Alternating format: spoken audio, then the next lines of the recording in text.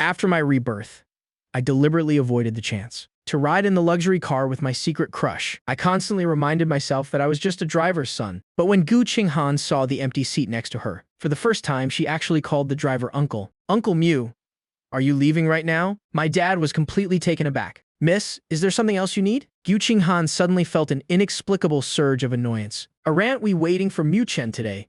Mu Chen just texted me. He said he has something to do with a classmate and will take the bus back later. Gu Qinghan's face darkened. After her rebirth, things had become so different. What could Mu Chen possibly have to do? He had never missed a single chance to ride in the same car with her before. In her past life, around this time, he was always so afraid of making her wait, that he would obediently sit in the car and wait. But this was fine too. In her past life, just because she and Mu Chen had dated for 5 years, it later became a thorn in Chen Ze's side. Now that she had a fresh start, she absolutely had to keep her distance from Mu Chen. That day, I walked for over 2 hours before reaching the Gu family's old estate. I bypassed the Gu family's courtyard to enter the servants' quarters. Gu Qinghan was standing on the second-floor balcony of the main villa and saw me. Her eyes followed my every step before she called out my name directly. I was wearing earphones, so I didn't hear Gu Qinghan calling me. I just pretended not to hear anything and walked straight inside. Gu Qinghan coldly strode toward the servants' quarters. Just as I was about to enter my room and close the door, she blocked it. Mu Chen, didn't you hear me calling you? I felt a bit annoyed by her actions. I had my earphones in, so I didn't hear you. So what do you need me for? Only then did Gu Qinghan suddenly remember that she had been reborn.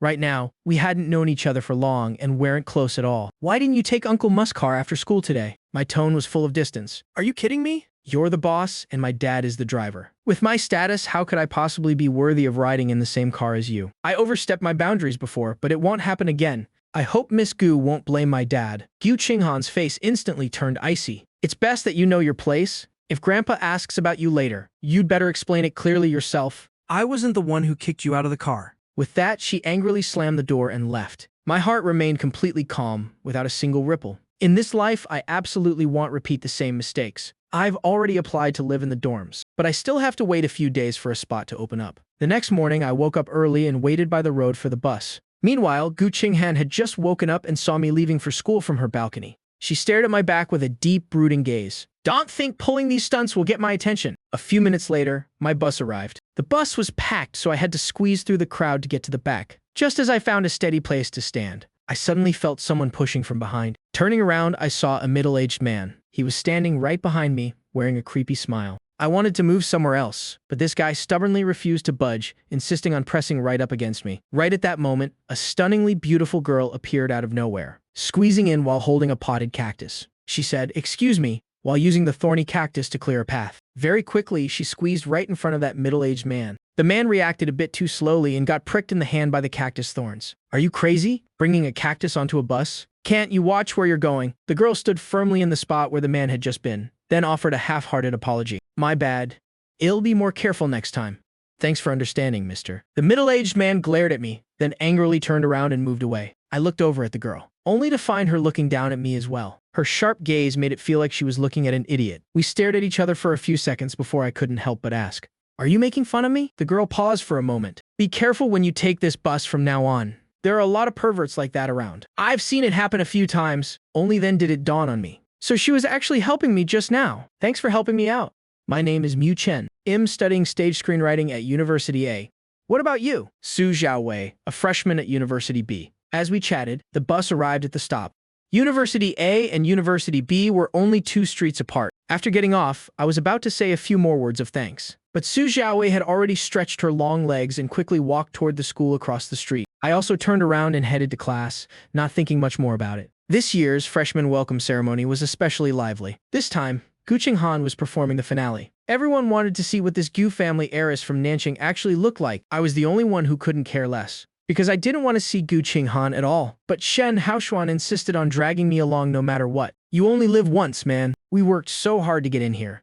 If we don't go see this, our college life will be incomplete. Shen Haoshuan dragged me straight to a seat in the 3rd row. A senior from the logistics department was carrying snacks and pastries. He was swamped with work and happened to see me, so he asked me to help carry this box of bread backstage to hand out to the performers who didn't have time to eat. I took the box and squeezed through the crowd to get backstage. Backstage, there were many upperclassmen waiting for their turn to perform. I placed the box of bread on a table right by the door. Instinctively, I glanced toward the dressing room inside. In my past life, I had purposely come backstage. to get Gu Qinghan her favorite wild strawberry bread, because Gu Qinghan was allergic to peanuts, and many of those breads contain nuts. I was afraid Shed grabbed the wrong one, have an allergic reaction, and ruin her performance. But this time, I couldn't care less about her nonsense. She's a grown adult anyway. It's not like she can't read the word nuts. In the dressing room, for some reason, Gu Qinghan still hadn't left, until there was a knock on the dressing room door. Song Yutong was about to get up and open it, but Gu Qinghan was faster. She strode over to open the door, her voice incredibly cold. "I'm not eating." But before she could finish, she suddenly froze. "Who are you looking for?"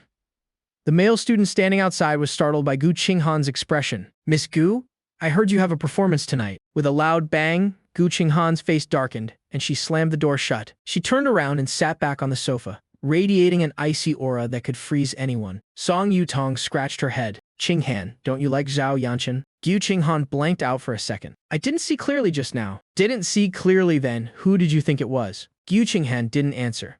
Right now, her mind was a complete mess. Why hasn't Mu Chen shown up yet? In my past life, he had definitely arrived by this time. Finally, unable to wait any longer, Gu Qinghan stood up and walked out, only to find everyone outside already passing around the bread. Song Yutong came back holding some bread. "Have a little something to hold you over. We don't have time to go out and eat now." "Well, eat after the performance." Gu Qinghan took the bread and glanced at it, realizing it was the nut flavor. Her expression grew even uglier. It wasn't until she got on stage to perform that Gu Qinghan finally saw me. The guys in the audience were all cheering for Gu Qinghan's appearance. Meanwhile, I just kept my head down, playing on my phone. Probably because it was too loud.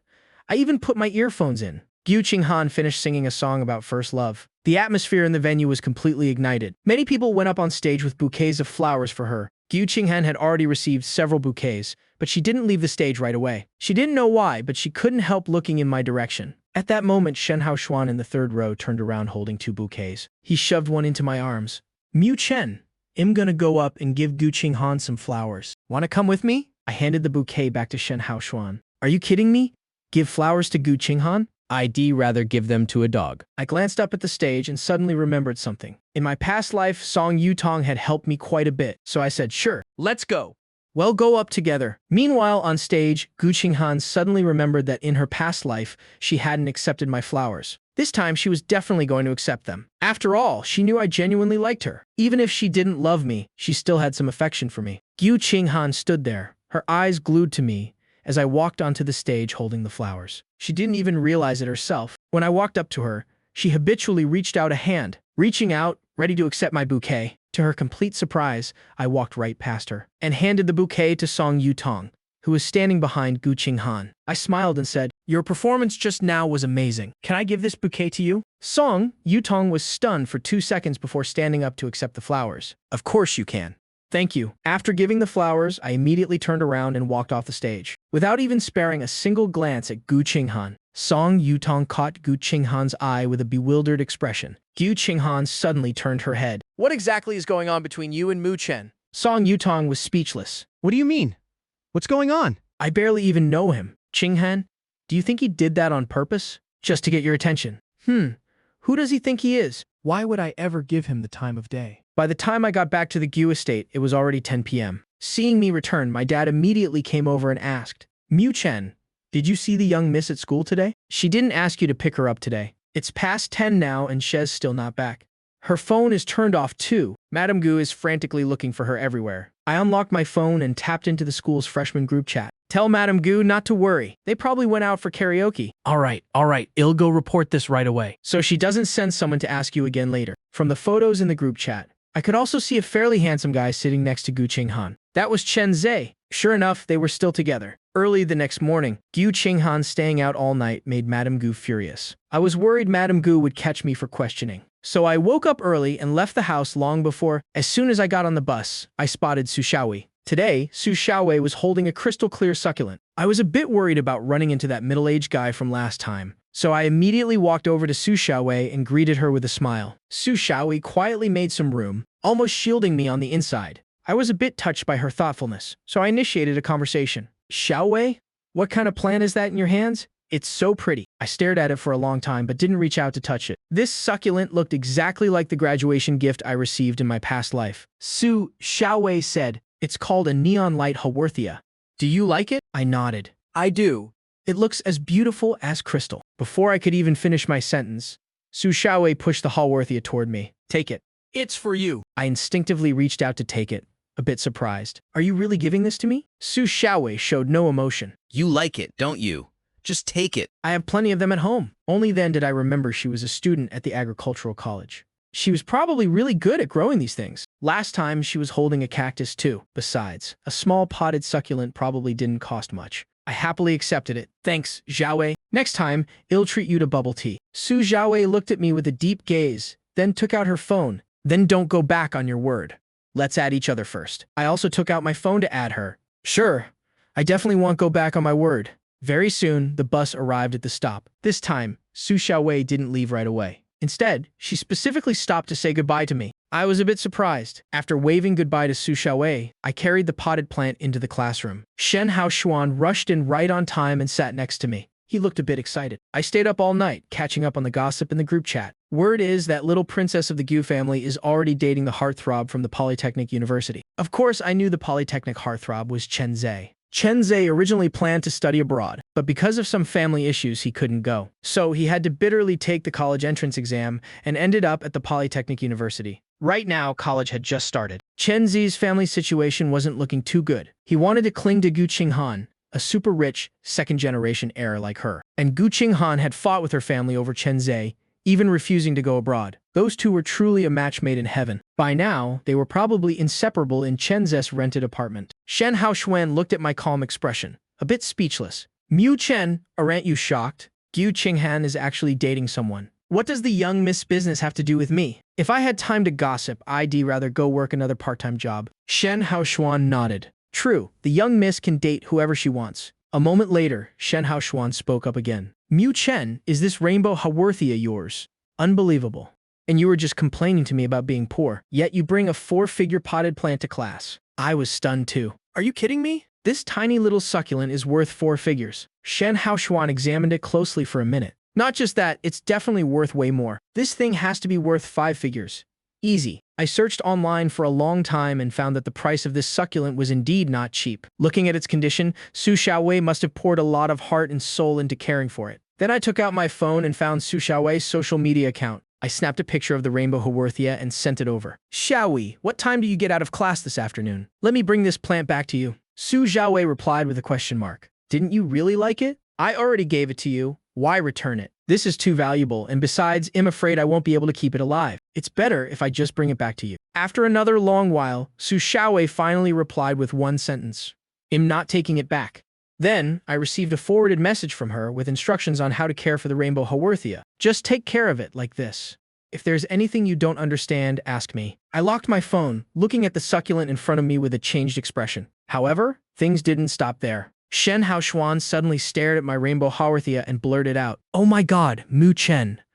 Why does this flower pot of yours look like agate?" I clutched my chest. All right, that's enough. Stop talking. I didn't have any classes in the afternoon.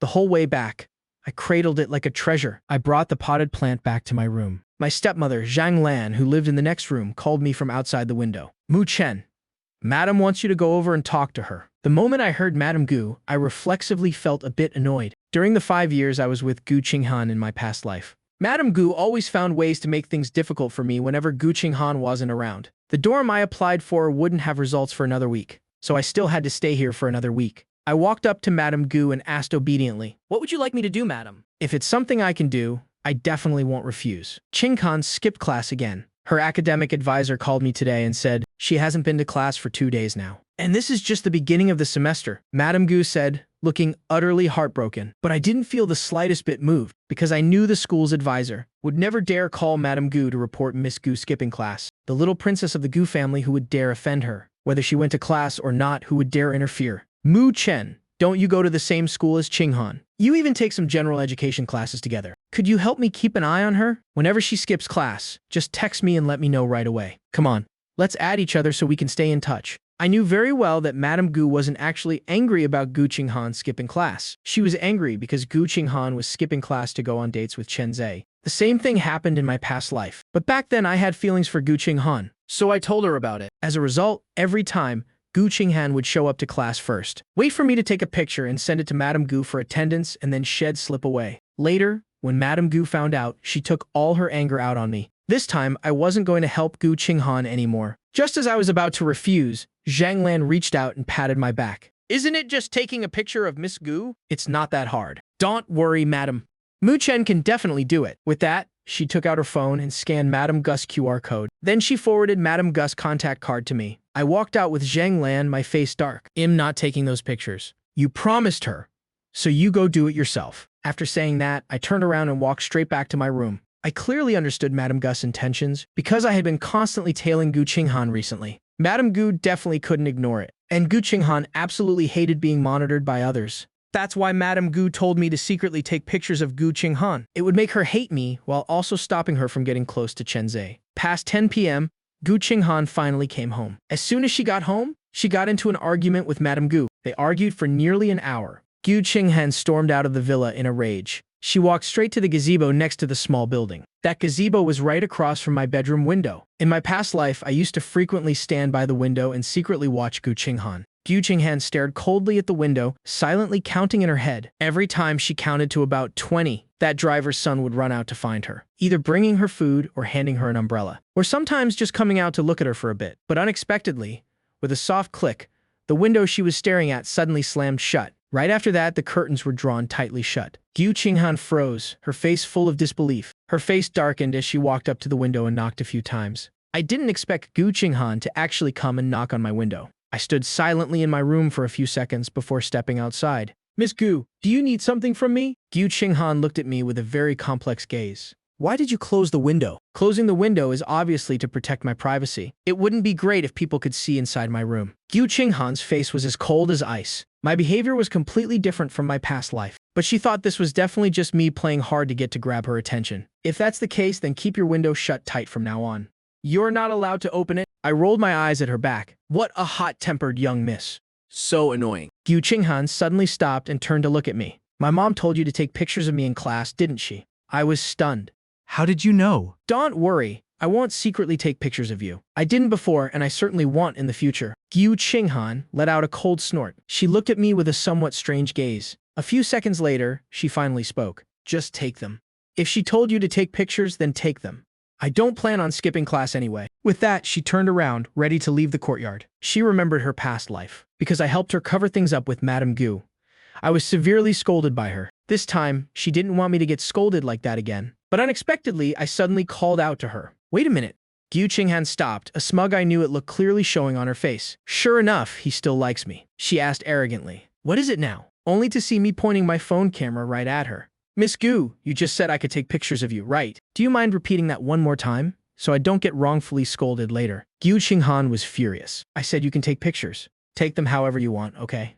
With that, she angrily turned around and walked away quickly. Satisfied, I saved the video and went to sleep with peace of mind. I never would have guessed that Gu Qinghan was so mad she couldn't sleep all night. The next morning, Gu Qinghan had an early class. After getting in the car, she habitually glanced to her left. The person who was supposed to be obediently sitting there waiting for her, me, was still nowhere to be seen in the car. Not long after the car started moving, it drove past me walking on the street. Gu Qinghan's eyes were glued to the carton of milk in my hand. I had always liked drinking milk in the morning. Every day when I woke up, I would soak 2 cartons of milk in warm water. And when it was time to leave, it'd bring them along to drink in the car. Gu Qinghan hadn't had that kind of milk in a very long time. She stared for 2 seconds before suddenly ordering, "Stop the car." Then she said to me outside the window, "Get in." I shook my head.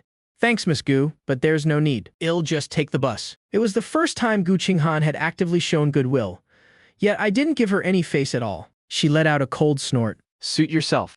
The luxury car sped off. I also managed to catch the bus right on time. Sure enough, Su Xiaowei was also on the bus. I walked over, feeling a bit overjoyed. "Good morning, Xiaowei." Su Xiaowei hurriedly put her phone away. If I had looked a little closer, I would have seen that she had just been scrolling through my social media profile. I handed over a bottle of warm milk. "Here, have some milk." Su Xiaowei and I had taken the bus together a few times now. The two of us were gradually getting closer. She opened her phone to show me her beautiful garden. After getting off the bus, she told me, "When there's a chance, I'll take you to my garden to hang out. There is even a small koi pond there." As we were talking, Su Xiaowei suddenly stopped. I also sensed something. Looking up, I saw Gu Qinghan and 2 of her friends standing nearby. She was staring at the bottle of milk in Su Xiaowei's hand with a dark look in her eyes. The friends next to her even started making sarcastic, mocking remarks. "Qinghan, isn't that your driver's son? Didn't he used to follow you around all the time? Why has he switched targets now? The word switch targets struck a nerve with Gu Qinghan. At this moment, she couldn't have dreamed that I had also been reborn. Gu Qinghan stared at the bottle of milk in Su Zhaoi's hand, then looked at me with a cold sneer. I was wondering why you stopped hitching a ride in my car. Turns out you fancy another woman now, so you don't even bother looking at me anymore, huh? My face darkened. Miss Gu, what kind of nonsense are you spouting? What am I wrong? When you first came to the Giu family, didn't you wake up early every day to wait for me in the car? You used to give me this exact same milk before. Why have you switched to giving it to someone else now? Thinking about my past self, my expression turned a bit ugly. I truly regretted ever liking Gu Qinghan. What's wrong with her today? Did she take the wrong meds? Gu Qinghan shot a few glances at Su Xiaowei. You probably don't know this yet, but Hez my driver's son. I felt incredibly embarrassed. I'm sorry, Xiaowei. Su Xiaowei reached out and rubbed my head. You don't need to apologize.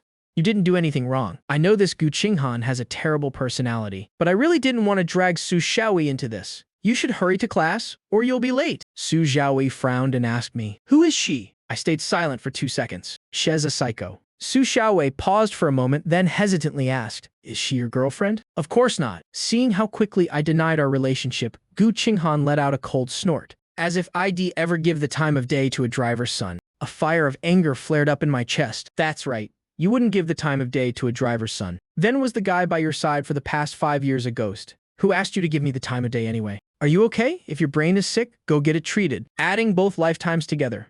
This was the first time Gu Qinghan had ever been scolded by me. She was completely stunned, standing there staring at me wide-eyed. Gu Qinghan fell silent, and Su Xiaowei also grew quiet. My face clearly showed my fluster. Bye, Xiaowei. I'm heading to class. You should hurry up too. I didn't wait for Su Xiaowei to answer before turning around and running straight through the school gates. I didn't dare look at Su Xiaowei. I was afraid of seeing shock and contempt in her eyes. In my past life, when I was with Gu Qinghan, I had endured enough of those kinds of looks. Gu Qinghan stood there with a cold face. She glared angrily at Su Xiaowei. Su Xiaowei's expression was also very grim. She held the bottle of milk in her hand, watching my back disappear. Then she also turned and left. This morning was a general education class. After sitting down, I opened my chat with Su Xiaowei. I wanted to apologize. I hesitated for a long time, typing and deleting. But in the end, I couldn't send a single word, because no matter what I said, it just didn't seem appropriate. Just as I was about to lock my phone, a message from Su Xiaowei came through. What's wrong? Only then did I dumbly realize that I had been struggling to type a message for 10 minutes without sending a single word. That typing Status. Had very likely been seen by Su Xiaowei the whole time. I blushed with embarrassment. Xiaowei, I'm sorry about what just happened. I hope you don't take it to heart. I already told you it wasn't your fault. You don't need to apologize. Her eyes were a little red. Compared to Gu Qinghan, Xiaowei's personality was truly 10,000 times better. With Gu Qinghan speaking in that tone in front of Su Xiaowei, I didn't know if Su Xiaowei had misunderstood anything. She wouldn't misunderstand me as some kind of playboy who flirts with everyone. Would she? While I was lost in thought, someone walked past my desk. That person bumped hard into my desk. I looked up and saw Gu Qinghan brushing past me with an icy expression. She walked straight to a seat at the back of the classroom. Gu Qinghan actually bothered to show up for class today. Isn't she going to look for Chen Zhe anymore? Turns out what she said last night was actually true. I blanked out for a few seconds, then immediately picked up my phone. I pointed it at Gu Qinghan, who had just sat down, and snapped a picture. Then I quickly sent it to the madam of the Gu family. She told me I could take pictures to send to Madam Gu for monitoring, so I did. The less trouble, the better. As soon as Gu Qinghan sat down, Tang Zhuran said to her, Mu Chen just secretly took a picture of you with his phone. Gu Qinghan's expression finally softened a bit. I know. I'm not blind. For the next 2 days, whenever I had a class with Gu Qinghan, I would casually snap a picture to deal with Madame Gu's task. Before long, rumors that I liked Gu Qinghan and was constantly taking secret photos of her had spread all over the university's gossip groups. Shen Haoshuan scrolled through the hot gossip in the group and showed it to me. They're saying you like Gu Qinghan? Not only are you pursuing her, but you're also stalking her. Taking pictures of her in class, taking pictures of her after class. Even when you're in different classrooms, you run all the way over just to sneak a picture of her. I was completely speechless. She kept wondering why people were secretly looking at her on the street these past 2 days. Turns out it was because of this. It's not as exaggerated as they're making it out to be, right? Someone is definitely trying to smear my name on purpose. It's all just a misunderstanding. Because this young miss skips class too much. Madame Gu asked me to keep an eye on her. Every day I have to take a picture of her sitting in class to send as a report. Hearing this, Shen Haoshuan's face was full of shock. A mother like that is way too scary. No wonder Miss Gu is so rebellious. Mu Chen, are you really not going to explain yourself a bit? Everyone is misunderstanding. The rumors are getting pretty nasty. I shook my head.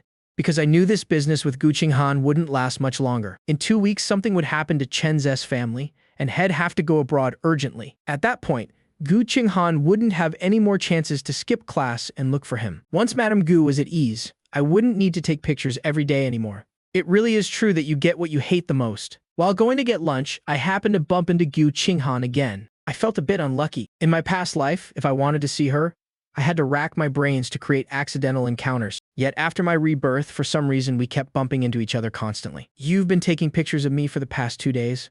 Or aren't you going to give me a report? Pausing for a moment, Gu Qinghan looked at me with a meaningful gaze.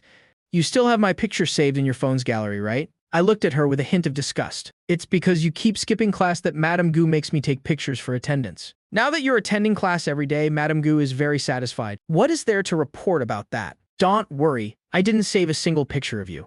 Not even one. A flash of disappointment crossed Gu Qinghan's eyes. You took so many and you didn't keep a single one. What else? Why would I keep your pictures? To ward off evil spirits. Gu Qinghan was so angry, she laughed. I don't believe you. Mu Chen, do you like me but are just too afraid to admit it? I admit that in my past life at this time, I did indeed like Gu Qinghan, but now am absolutely certain I don't have any feelings for her at all. I took out my phone and opened my chat history with Madame Gu. If you don't believe me, see for yourself. Gu Qinghan snatched the phone and saw that in the chat history. It was all pictures of her in class or leaving class. Every single one was blurry, only showing her back or a side profile. There wasn't even a single clear shot of her face. Gu Qinghan's face instantly turned gloomy. You're really something?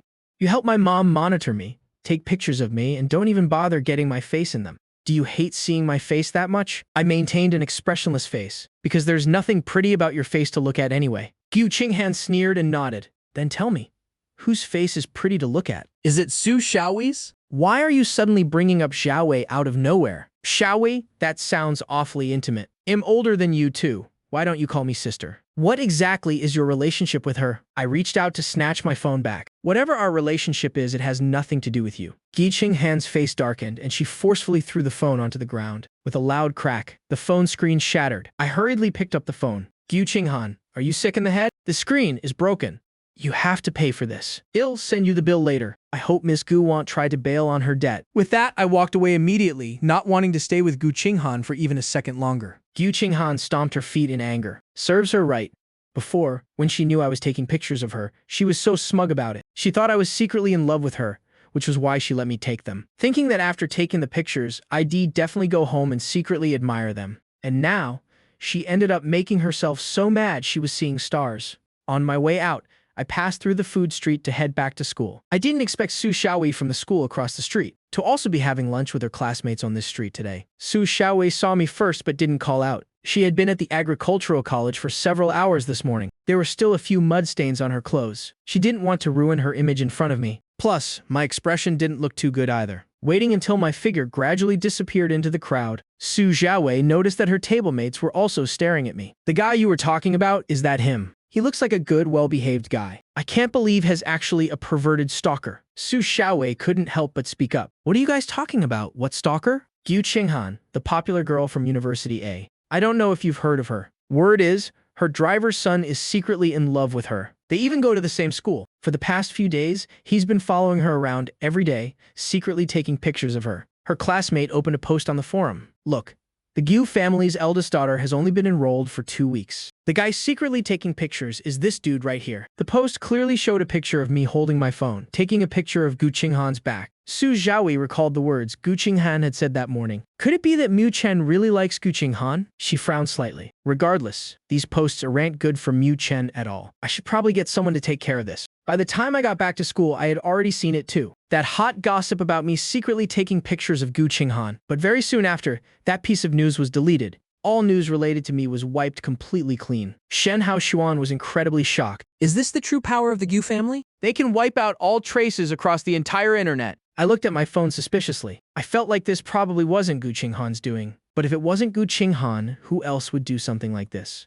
On the third day, just as I arrived at the classroom door, I saw Gu Qinghan striding down the stairs. Today is Chen Zhe's birthday. I have to go buy a gift for him. Help me cover things up with my mom today. I'll be a good girl and go to class tomorrow. She said it so casually, as if it were only natural for me to help her. I held up my phone, pointed it at Gu Qinghan, and snapped a picture. Then I said coldly, Alright, you can go. With that, I opened my messaging app. Just as I was about to send this picture of her skipping class to Madame Gu, Gu Qinghan suddenly lunged forward and snatched my phone. Why are you so unreasonable? I already told you today is Chen Ze's birthday. I'll be back by 8 p.m. tonight. Is it really that hard for you to help me cover with my mom for a bit? I sneered. It is hard. Madame Gu isn't easy to deal with. I had tasted enough of the consequences of lying to Madame Gu in my past life. A mischievous glint flashed in Gu Qinghan's eyes. And you still say you don't like me? Just now, when I said I was going to celebrate Chen Ze's birthday, your eyes were clearly full of jealousy. Young miss, narcissism is a disease that needs curing. Gu Qinghan angrily snatched my phone and turned to walk away. I won't be back until 8 p.m. tonight. Come find me then to get your phone back. I'll explain things to my mom myself. I chased after her in frustration. Gu Qinghan quickly got into her car, stepped on the gas, and sped off out of sight. Caught between Madame Gu and Gu Qinghan, I felt incredibly suffocated. I made up my mind to definitely tell my dad to quit his job. Then I'd find a few more part-time jobs to make some money myself. Without my phone, I obviously couldn't contact Madame Gu. When I got home, I'd have to waste effort explaining things to her. Moreover, without a phone, I couldn't take the bus or buy anything. Today, I had to ask Shen Haoshuan to scan a code and rent a public bike for me to ride home. I thought to myself, it's been 3 days since I saw Xiaowei. Since she hasn't seen me, she probably won't reach out either.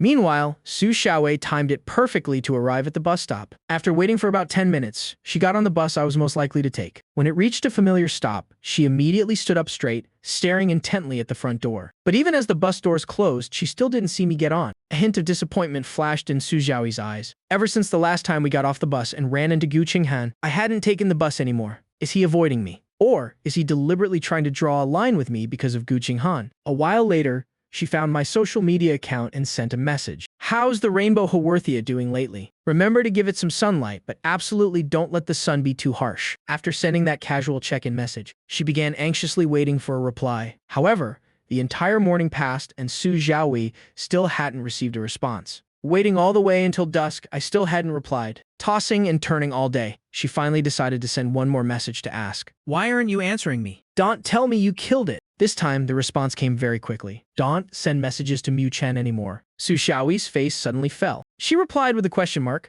Right after that, a red exclamation mark appeared. Mu Chen actually blocked me. No, someone else has his phone and blocked me. Who is it? Gu Qinghan? Does Mu Chen really like her that much? Are the two of them together right now? At the school gate, after saying goodbye to Shen Haoshuan, I pedaled the public bike home all by myself. While I was stopped at an intersection waiting for a red light, Su Xiaowei, who was standing on the bus, saw me on the bike. Su Xiaowei couldn't quite believe her eyes. Could it be that just to avoid running into me? Hez willing to bike to school instead? I was leisurely pedaling along when I suddenly heard someone calling my name from the side of the road. It was a girl's voice. The voice was cold, low, and seemed to carry a hint of resentment. It wasn't until a hand grabbed my handlebars that I froze and stopped. Looking up, I met Su Xiaowei's eyes. Su Xiaowei's expression was incredibly complex.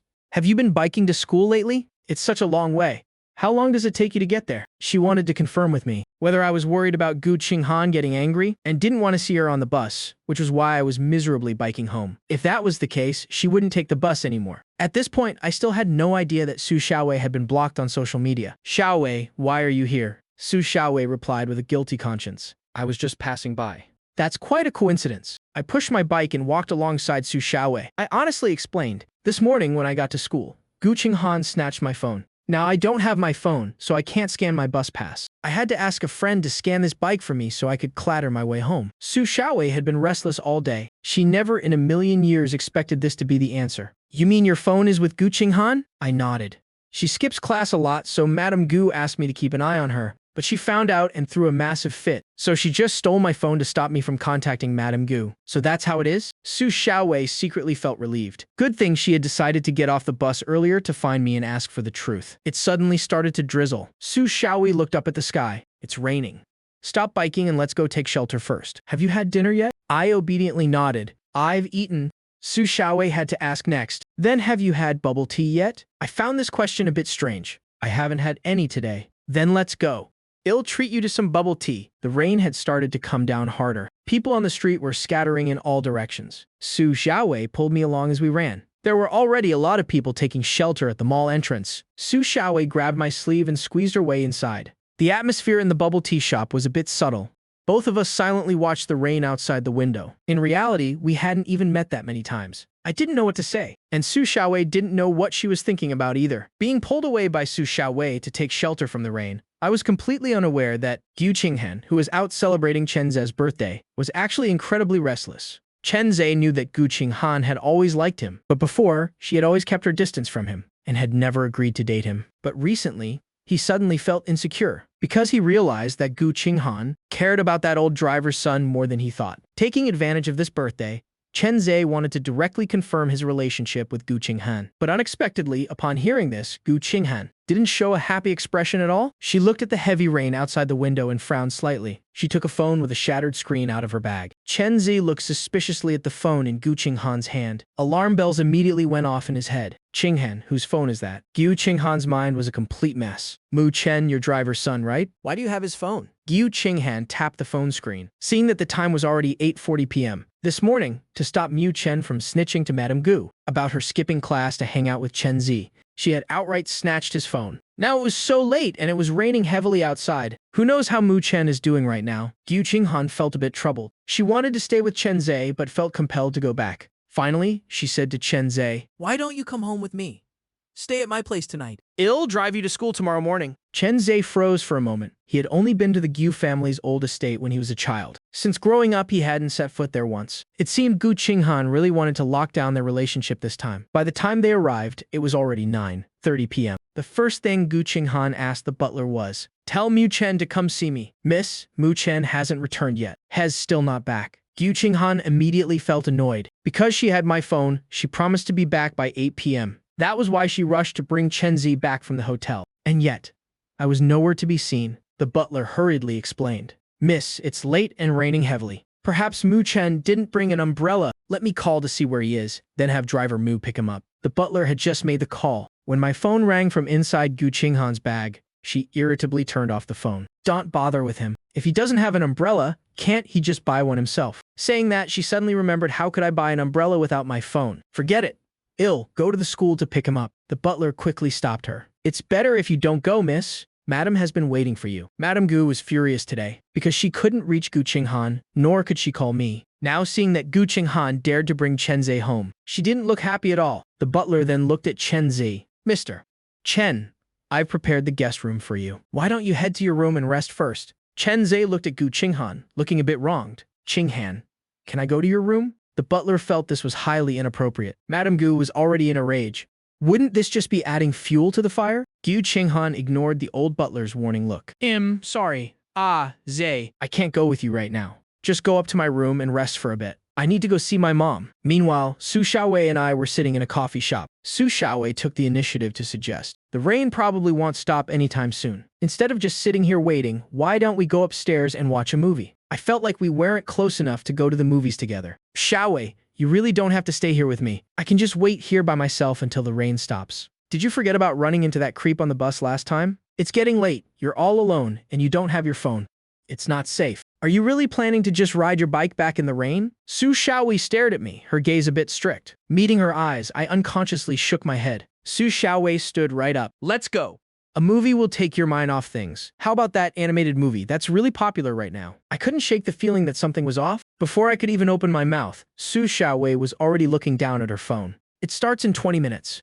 We still have time to buy tickets." Want some popcorn? No need. My brain couldn't keep up with Su Xiaowei's pace at all. How did she go from asking if I wanted to watch it to having the tickets already bought in the very next breath? "All right, no popcorn then. Let's head upstairs." I was about to say something but stopped myself. I obediently followed behind Su Xiaowei. Seeing me like that, Su Xiaowei felt a flutter in her heart. She admitted to herself that she was actually being a bit wicked. I was exactly her type. From the very first glance on the bus that day, she had already felt a spark. She had even planned out how to pursue me step by step. But man proposes, God disposes. Now, she just wanted to speed things up. By the time the movie ended, it was almost 11 p.m. The rain outside had let up a lot. Su Xiaowei said apologetically, "I dragged you to a movie.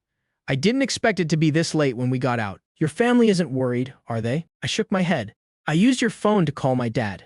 Has not worried. That movie was really good. It made me temporarily forget about the troubles at the Gu family. But now I still had to go back and face Madame Gu's wrath." Su Xiaowei took out her phone. "You're heading back to the Gu estate, right? Give me the address. I'll call a car to take you home." It was 11:30 p.m. by the time I got back to the Gu family villa. Stepping out of the car, I thanked and waved goodbye to Su Xiaowei, who was still inside. I felt a bit guilty. Xiaowei was just too nice of a person. I stood watching the car disappear before turning to enter the Gu estate. As soon as I stepped through the main gate, I was startled by a dark figure standing right by the door. I felt a bit nervous. Turning my head, I saw Gu Qinghan with a dark expression, standing at the door and glaring at me.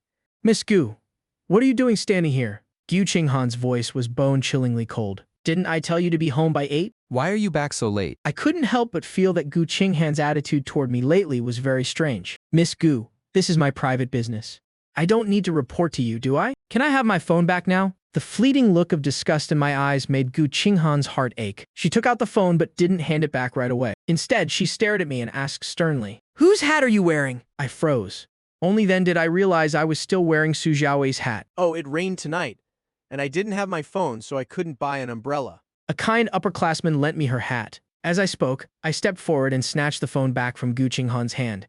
Gu Qinghan recalled the girl who sat with me on the bus last time. Was she really just a kind upperclassman, lending out a hat worth thousands of yuan just like that? She sure is kind. I paused for a beat. No kidding, a hat that cost thousands of yuan. Gu Qinghan let out a sarcastic smile. "Tell me, why didn't you just ride in my car? Turns out you found a better target to cling to. Think whatever you want. Ch-ch. If mocking me makes you feel better, then consider it my good deed for the day." Gu Qinghan's mood worsened even more. My personality had always been very submissive. Since when did I become like this? Last night she brought Chen Zhe home and got into a huge fight with Madame Gu. They argued until Gu Qinghan finally stormed off in anger, slamming the door behind her. And yet, I still hadn't returned. She couldn't reach me, and didn't even bother checking on Chen Zhe resting in her room. She just stood there, waiting at the villa gates. But she never expected to wait for an outcome like this. I walked inside and saw Chen Zhe standing at the gate of the Gu family garden. It seemed he was waiting for someone. Chen Zhe jogged over to Gu Qinghan. "Qinghan, I heard you and your mom arguing. I also heard her say she wanted to kick me out. You weren't coming back and I felt a bit scared being alone. Why don't you take me home tonight? I won't stay here anymore. Your mom seems really unhappy." I stood by coldly, observing. Gu Qinghan actually brought Chen Zhe home. Madame Gu must be on the verge of a heart attack from anger today. Gu Qinghan hugged Chen Zhe to comfort him. Ah, Zhe, you don't need to go back. I brought you here. What right does my mom have to kick you out? Come inside with me. If my mom says anything else to you, it'll go to Grandpa. Chen Zhe finally felt at ease after getting Gu Qinghan's promise. I looked at Gu Qinghan, who was blinded by love. I seriously wondered if there was something wrong with her head. I turned around and headed back to my room. I took out my phone to find Su Xiaowei's social media account, only to realize it was gone. Just then, I received a friend request. It turned out to be Su Xiaowei sending me a friend request. I frowned. When did I delete Su Xiaowei? Could this be Gu Qinghan's doing? I accepted it and sent a message. "Did you get home safely?" Su Xiaowei replied very quickly. "Finally got your phone back, huh? I'm home. Thanks for checking in." I hesitated for a long time before finally deciding to transfer 200 yuan to Su Xiaowei first. "Thank you so much for today, Xiaowei. Here is the money for the movie tickets and the ride. Please accept it." Su Xiaowei didn't accept the transfer. "You don't need to pay me back. I just hope next time you can treat me to a movie or a meal. Is that okay?" "Of course. I'll treat you to a meal tomorrow." Su Xiaowei smiled to herself, pleased with the answer. "Great. It's a date." The next day, a good show was about to unfold at the Gu estate. Madame Gu woke up early and called the butler over. "What happened last night? Did Chen Zhe not leave? Did they spend the whole night together?" The butler finally nodded helplessly. "The young miss wouldn't let us kick Mr. Chen out." Madame Gu was so furious her face turned pale. There is nothing wrong with Qinghan dating, but she absolutely cannot get pregnant. Chen Zhe's father is about to go to prison. Becoming in-laws with that family would be such bad luck. My grandchild cannot have a grandfather who's been to prison. Madame Gu pondered for a long time before suddenly looking up. "Go find the family doctor and tell him to prescribe some contraceptives." When I came out of my room, I accidentally overheard some maids whispering. "Madam seems to be in a pretty good mood today." I thought after Mr. Chen came downstairs, Madam would fly into a rage when she saw him. I didn't expect them to actually sit down and eat together. A complex look flashed across my eyes. In my past life, Gu Qinghan never brought Chen Zhe home. The two of them hadn't even defined their relationship by the time he went abroad. Not long after that, Gu Qinghan got together with me. The first time I went to the Gu family's old estate after we started dating. Madame Gu also treated me very politely. She even asked me to stay for a meal. At the time, I thought Madame Gu had truly accepted me. But in reality, Madame Gu was secretly ruining my health. And Gu Qinghan, after finding out the truth, only said that she had no way to go against her mother. With just one sentence, the whole thing was brushed under the rug. This time, the one being drugged with laxatives was Chen Zhe. I wonder how Gu Qinghan will handle this. I pulled back my thoughts and was about to head out when the butler rushed over to stop me. Mu Chen, Madam has something to say to you. Come with me first. I followed the butler to the front living room. Madame Gu was having breakfast with Chen Zhe and Gu Qinghan. Madame Gu looked at Chen Zhe with a very gentle expression. It's not that I had a problem with you before. It was mainly because Qinghan was still too young. I was just worried she'd neglect her studies because of dating. Madame Gus's drastic change in attitude left Chen Zhe a bit stunned. I understand, Auntie. I'll make sure to urge Qinghan to study hard. Actually, even though they slept in the same bed last night, Gu Qinghan didn't let Chen Zhe touch her at all. At this moment, Madame Gu pushed a bowl of bird's nest porridge in front of Chen Zhe. Her eyes were full of kindness. Drink this porridge to nourish yourself. You're too skinny. Chen Zhe smiled, took it, and obediently started eating the porridge. Gu Qinghan, sitting next to him, frowned deeply. Chen Zhe was clearly right beside her. Her mother had also accepted him, but she couldn't understand why her heart was still so restless. Until I walked in, as soon as Gu Qinghan saw my figure, she immediately sat up straight. I didn't even glance at her, politely asking Madame Gu, Madam, did you need me for something? Madame Gu smiled. I heard all about what happened yesterday. Qinghan didn't want you to keep taking pictures and monitoring her studies, so she snatched your phone, right? I calmly nodded. Gu Qinghan frowned in annoyance. Mom, do you still want him to keep watching me? Madame Gu shook her head. Of course not. I just wanted to say you shouldn't bully Mu Chen like that. Why would you snatch someone's phone for no reason? It's so inconvenient not having a phone. Saying that, Madame Gu took out a new phone. I saw your phone screen was cracked, so I bought you a new one. It's also to thank you for helping me keep an eye on Qinghan these past few days. From today on, you don't need to monitor her anymore. Chen Zhe will help me watch over her. At this point, Chen Zhe had finished his bird's nest porridge and flashed a sweet smile. Don't worry, Auntie. I'll definitely urge her to study hard. I sneered inwardly, but on the outside I obediently replied, Thank you, madam. I'll head to school now. Gu Qinghan immediately stood up as well, her movements a bit rushed. It's getting late, I need to go to school too. Chen Zhe was about to stand up too, but the next second he clutched his stomach, his face instantly turning pale. Qinghan, my stomach hurts so much. Don't panic, I'll take you to the hospital right now. Driver? Take us to the hospital, quick. The driver looked through the rearview mirror and saw that Chen Zhe wasn't looking good. He blurted out a question. Did Mr. Chen eat something bad? As soon as he said that, Chen Zhe said in a panic, No. No way. I've only had a bowl of bird's nest porridge today. Saying that, he looked at Gu Qinghan with a bewildered expression. Gu Qinghan's face darkened, because she finally remembered something from her past life. She remembered a time she brought me to the Gu estate, and after eating with her mother, I also had severe stomach pains just like this.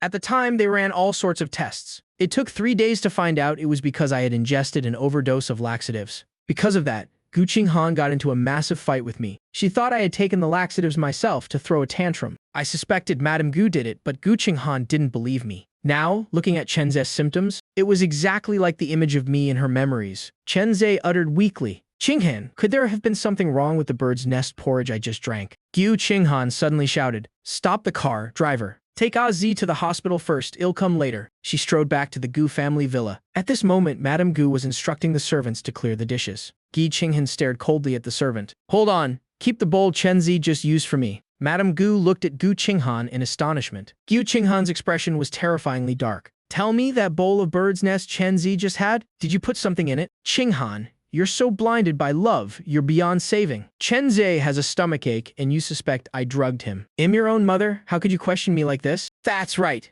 In my past life, Madame Gu used these exact words to cover it up with Gu Qinghan. Back then, Gu Qinghan chose to side with Madame Gu. But now, intense regret and guilt were swallowing her reason. She and I were together for 5 years and never had a child. Madame Gu had said back then, she didn't mind my background and agreed to let me marry into the family. But the prerequisite was that we had to have a child. Gu Qinghan was so angry her chest heaved. Right. You're my own mother. You wouldn't do such things.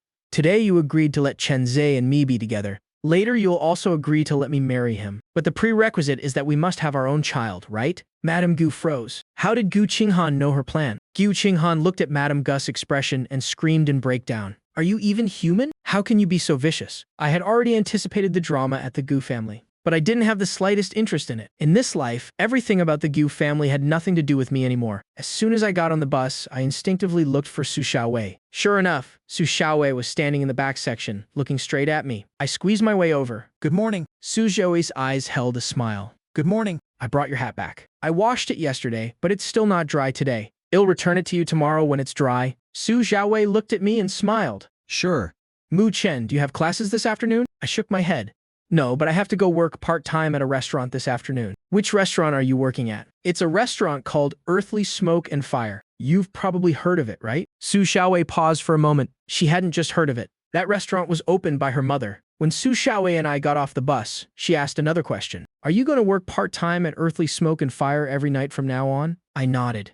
Yes, they require me to work from 7 to 9 in the evening. Su Xiaowei nodded and didn't say anything else. After we parted ways, we each headed to our own schools. Gu Qinghan didn't come to school all day today. Of course, I guessed that for the next few days. She probably wouldn't come to school either. Chen Zhe had to be hospitalized for at least 3 days. After that, he'd probably be going abroad with his mother soon. In my past life, Gu Qinghan held a grudge over Chen Zhe leaving without saying goodbye. She brooded over it for so many years. Now she could finally say a proper goodbye to Chen Zhe. After school, Shen Haoshuan was gossiping with me. I heard some rumors in the gossip groups. Word is that Chen Zhe from the Polytechnic University next door and Gu Qinghan have made their relationship official. Someone saw them at the Gu family's hospital. I heard, just heard mind you, that this Chen Zhe guy. Shen Haoshuan lowered his voice more and more. He leaned in close to my ear and whispered. I heard that Chen Zhe took some weird drugs. Took so much he got an allergic reaction and had to be hospitalized for an IV drip. Shen Haoshuan sighed. You really can't judge a book by its cover. These rich kids really play hard. I was extremely surprised. Your gossip groups even know about this. They even know about Chen Zhe taking weird drugs. Doesn't the Gu family hospital know how to keep patient information confidential? Shen Haoshuan said mysteriously. Mu Chen, this is something you don't know. Even though that hospital belongs to the Gu family, there are other shareholders too. Plus, there are tons of people who like Miss Gu. They're jealous of Chen Zhe, so they want to dig up dirt on him. With so many people digging, what can't they find out? When Shen Haoshuan said that, I understood immediately. Because in my past life, when I was hospitalized, information about me also flew everywhere like that. Things like the driver's son being vain and greedy, or climbing the social ladder, seducing the Gu family's young miss, and so on. Later on, the rumors became completely absurd. They said my college entrance exam results were faked. Said I impersonated someone else to get admitted. I shook my head, sighed, and said to Shen Haoshuan, Don't get involved in these things. Just listen and leave it at that. The Gu family isn't someone we can casually gossip about. Shen Haoshuan nodded while glued to his phone. Don't worry. I know my limits. Gu Qinghan didn't come to school and didn't even bother going home. I got to enjoy 2 more days of peace, but not long after, I ran into Gu Qinghan again. This time, it was at Earthly Smoke and Fire, the restaurant where I worked part-time. I was wearing a black waiter's uniform, busy clearing dishes and utensils. Gu Qinghan brought Song Yutong and Chu Ruoyao along. They walked straight into a private room at the restaurant. On the way to the private room, Gu Qinghan accidentally glanced over and saw me carrying a tray of food. Song Yutong exclaimed in surprise. Qinghan, Mu Chen actually came here to work part-time. Is he that desperate for money? Chu Ruoyao nudged Song Yutong lightly and said, Why are you talking so much? Let's go. Song Yutong took a look at Gu Qinghan. Knowing Gu Qinghan was in a bad mood, she didn't dare say anything else. Gu Qinghan hadn't had a smooth couple of days. Chen Zhe had been in the hospital on an IV drip for 2 whole days. The doctor said that drug caused quite a bit of damage to his body. He would need to take supplements and rest well from now on. But in the short term, he would definitely lose his reproductive abilities. The doctor's short term was actually about 1 to 2 years. But Gu Qinghan knew very well. In my past life, I spent 5 whole years and still couldn't get her pregnant. If Chen Zhe ended up the same way, sooner or later he would find out the truth. How would she explain it then? Today, Chen Zhe was discharged from the hospital. He had returned to the Chen family to recuperate. Gu Qinghan had hidden the fact that Madame Gu drugged him. She didn't know how to explain it to Chen Zhe, let alone how to face a depressed Chen Zhe. More importantly, she suddenly really wanted to see me. Seeing me from afar, carrying a tray, and humbly explaining the dishes to the customers, a fire of anger suddenly flared up in Gu Qinghan's heart. Her face darkened, and leaving Song Yutong and Chu Ruoyao behind, she strode toward me. Today I ran into an extremely difficult middle-aged female customer. She didn't bother ordering food, but kept asking me, You're new, right? I've never seen you before. You must be a student from the nearby university working part-time, huh? I smiled and nodded. Yes, ma'am. So what would you like to order? She smiled, her eyes narrowing into slits, and said, Working at a restaurant at such a young age, you must be really short on money, right? You owe a lot of tuition fees, don't you? Can you even pay it off yourself? I could barely maintain the smile on my face. I tried to hold back and said, You don't need to worry about these things, ma'am. So please, just take a look at what you'd like to eat. Come back later to take your order. Saying that, I turned to leave. But then that customer suddenly spoke up. I told you I'm not ordering. What kind of service is this, honestly? I had been working here for 2 days. But this was the first time I had encountered such a terrible customer. I was about to go find the manager to handle it. Just then, I saw Gu Qinghan approaching coldly. She suddenly delivered a flying kick to the woman's table, kicking the wooden dining table completely over. I took 2 steps back, staring at Gu Qinghan in shock. "Miss, what are you doing?" I said as I hurriedly rushed forward, intending to push Gu Qinghan away. But Gu Qinghan stood right in front of me, blocking my way. With a dark expression, she glared at the middle-aged woman. "If you want to eat properly. If not, get the hell out of my sight." The middle-aged woman jumped up, pointing her finger at Gu Qinghan's face. "What does my eating have to do with you? How dare you kick my table over? Do you know who I am?" She had 2 companions beside her. All 3 of them aggressively advanced toward Gu Qinghan. Gu Qinghan had been driven crazy with frustration these past few days, and this time she didn't want to hold back either. Without a word, she threw a devastating punch straight into the other woman's face. I stood frozen in shock for 5 seconds. Immediately, a chaotic brawl broke out. Song Yutong and Chu Ruoyao had also seen it. Song Yutong let out a curse and rushed in to help without hesitation. Chu Ruoyao followed closely behind. And so, the scene became more chaotic than ever. I hurriedly contacted the shift manager. The shift manager frantically ran over with 4 or 5 security guards. It took a tremendous amount of effort to finally pull them apart. That middle-aged woman was beaten black and blue, her face swollen like a bear's. Because from start to finish, Gu Qinghan only targeted her. Her clothes were wrinkled like rags. She was furious, screaming, "Call the police!" Calling the police.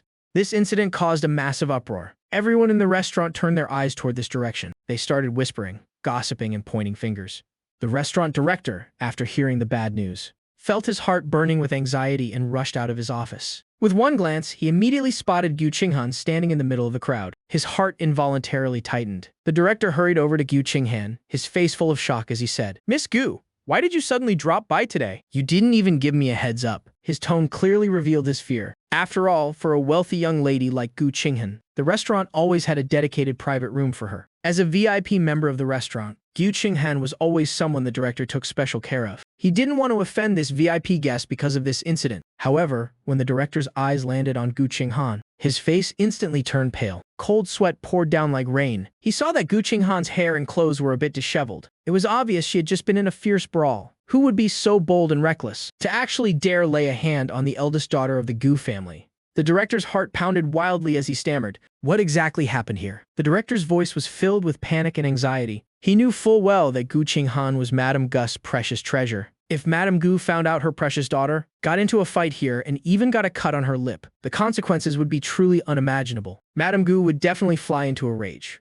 She might even show up at their door personally to demand answers. That middle-aged woman was still aggressively screaming, "You're the restaurant director, right? You came at the perfect time. I was just peacefully eating at your restaurant. And what happened? Not only did your staff give me an attitude, but her friend even got physical with me. Calling the police. Suing you all." The restaurant director frowned and turned to look at me standing nearby. I was just about to open my mouth to explain when I saw Gu Qinghan block in front of me. Her eyes were dark as she stared at the woman and said, "What does this have to do with this employee? I wanted to beat you up because you're an eyesore. You want to sue me? Go ahead and try." Song Yutong also frowned in annoyance. She immediately took out her phone and said, All right, let me call my lawyer to deal with you people. We're hungry.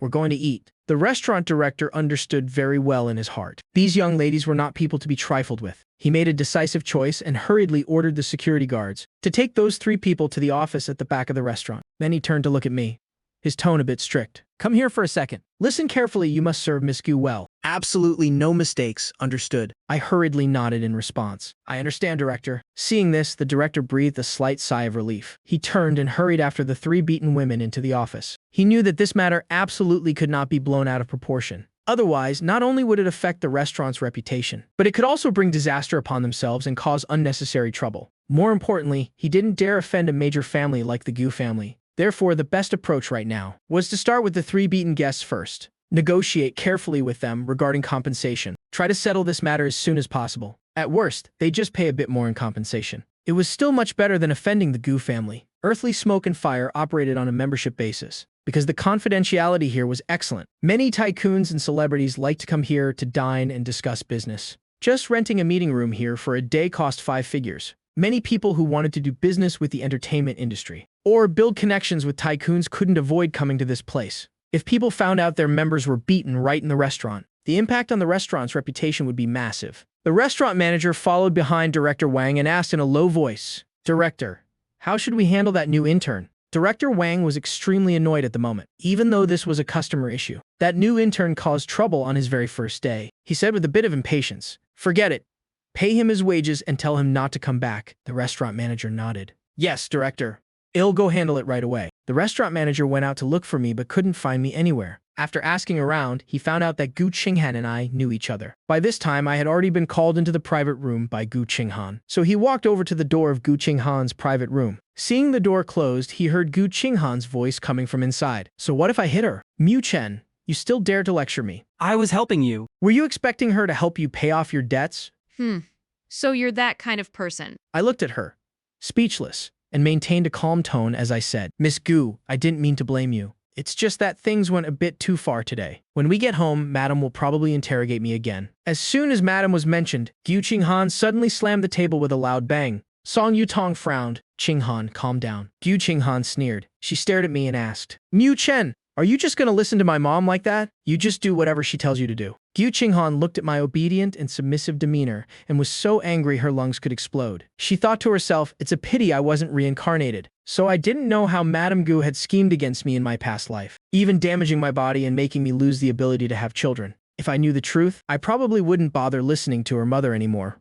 Right. My expression remained calm as I replied, "I'm not listening to Madam. I just find it very annoying. Precisely because I don't want Madam to keep an eye on me. I hope you stop causing trouble in front of me." "Gu Qinghan, I don't want to know what you've done. It would be great if you could just stay away from me." Gu Qinghan's eyes turned red as she glared at me. "These are all just things you're saying out of anger." I don't believe it. In the past, I always liked to keep her in check. I wouldn't let her stay up late, wouldn't let her drink alcohol, and I wouldn't let her clash fiercely with Mother Gu. I used to care about her a lot too. When she was sick in the hospital, I took care of her day and night. I used to have her in my heart, used to care about her deeply. Gu Qinghan sat there, her eyes glued to me. "You're saying these things on purpose to make me mad, aren't you?" Mu Chen. I said emotionlessly. "Think whatever you want. Miss Gu, I'm still on the clock. Excuse me, I have work to do." Saying that, I opened the door and walked out. I locked eyes with the restaurant manager standing in the hallway. The restaurant manager spoke up, looking a bit awkward. Mu Chen.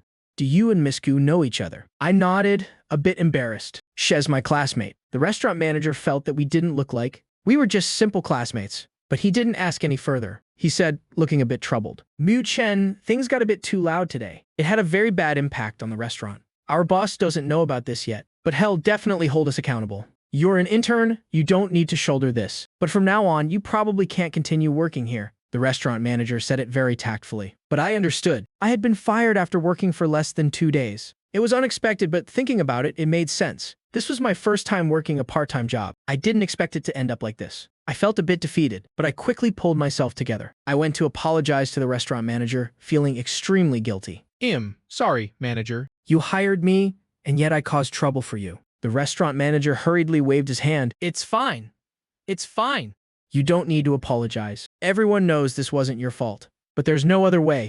The members here are all big shots. Working in the service industry means you have to swallow some grievances. Some places even have an endurance award for their employees. That just shows how much pressure regular service staff have to bear." The lights in the private room were dim and gloomy. As if infected by this suffocating atmosphere, Gu Qinghan's face was dark like an iceberg about to explode. She had just been through a fierce brawl. The knuckles of her tightly clenched fists had torn open from using too much force. Bright red blood slowly oozed out, looking painful. A bruise also appeared at the corner of her mouth. It was a mark left from carelessly taking a hard punch. It was slightly swollen now, looking a bit scary. Seeing this, a waiter hurriedly brought some ice, carefully and cautiously placing it in front of her, gesturing for her to apply it to her face to reduce the swelling. Song Yutong and Chu Ruyao stood to the side. They also had scratches on their hands and necks. Those were marks left during the chaos just now. But compared to Gu Qinghan, they got off easy. After all, Gu Qinghan's injuries were on her face, making them especially prominent. The two of them didn't have a scratch on their faces. If you didn't look at the scratches on their bodies, outsiders wouldn't even be able to tell they had just been in a fierce fight. Gu Qinghan threw the ice pack onto the table. The ice pack hit the table with a dull thud. In the quiet private room, that sound was piercing. Her expression grew darker and darker. She spoke coldly. He clearly saw me get into a fight and get hurt like this for him. Yet he didn't even bother bringing me an ice pack. Her voice was filled with indignation and disappointment. "You have to know, even this ice pack was brought by another employee. Mu Chen hadn't shown up from beginning to end. In Gu Qinghan's heart, it felt like a large boulder was blocking it, making her extremely uncomfortable. Her mind involuntarily drifted back to this time in her past life. Back then, he clung to me so much. Once, when she got hurt, he was so frantic his eyes turned red, tears welling up. He finally couldn't hold back and sobbed. Not only did he rush out to buy medicine, but after coming back, he carefully applied it for her. His movements were gentle, afraid of hurting her even a little. Even when she was scolded so badly by Mother Gu that she couldn't save face, he would quietly stand waiting at the door, waiting for her to come out so he could gently comfort her and warm her heart. At that time, he hadn't started working part-time yet. His life was simple and pure, with only her in his eyes and heart. Gu Qinghan's heart suddenly tightened. Too many changes had happened in this life. Everything was so different from her past life. Could it be that Mu Chen, like her, had also been reincarnated? This thought had just flashed through her mind before she denied it herself. No, that's impossible. Gu Qinghan instinctively thought again. If he really had been reincarnated, with his disgust for my mother, there's absolutely no way he'd want to stay at the Gu family, let alone be willing to follow my mother's instructions. Just then, Song Yutong looked at Gu Qinghan, who was slightly frowning. Qinghan, you were really a bit impulsive today. Did you know this restaurant was opened by the Su family? Causing trouble here. If they go to your dad, it'll be a huge mess. Her voice carried a hint of worry and reproach. Gu Qinghan's face froze for a moment, a look of surprise flashing in her eyes. She couldn't help but ask, "This restaurant belongs to the Su family." The image of Su Xiaowei unconsciously appeared in her mind. Which Su family?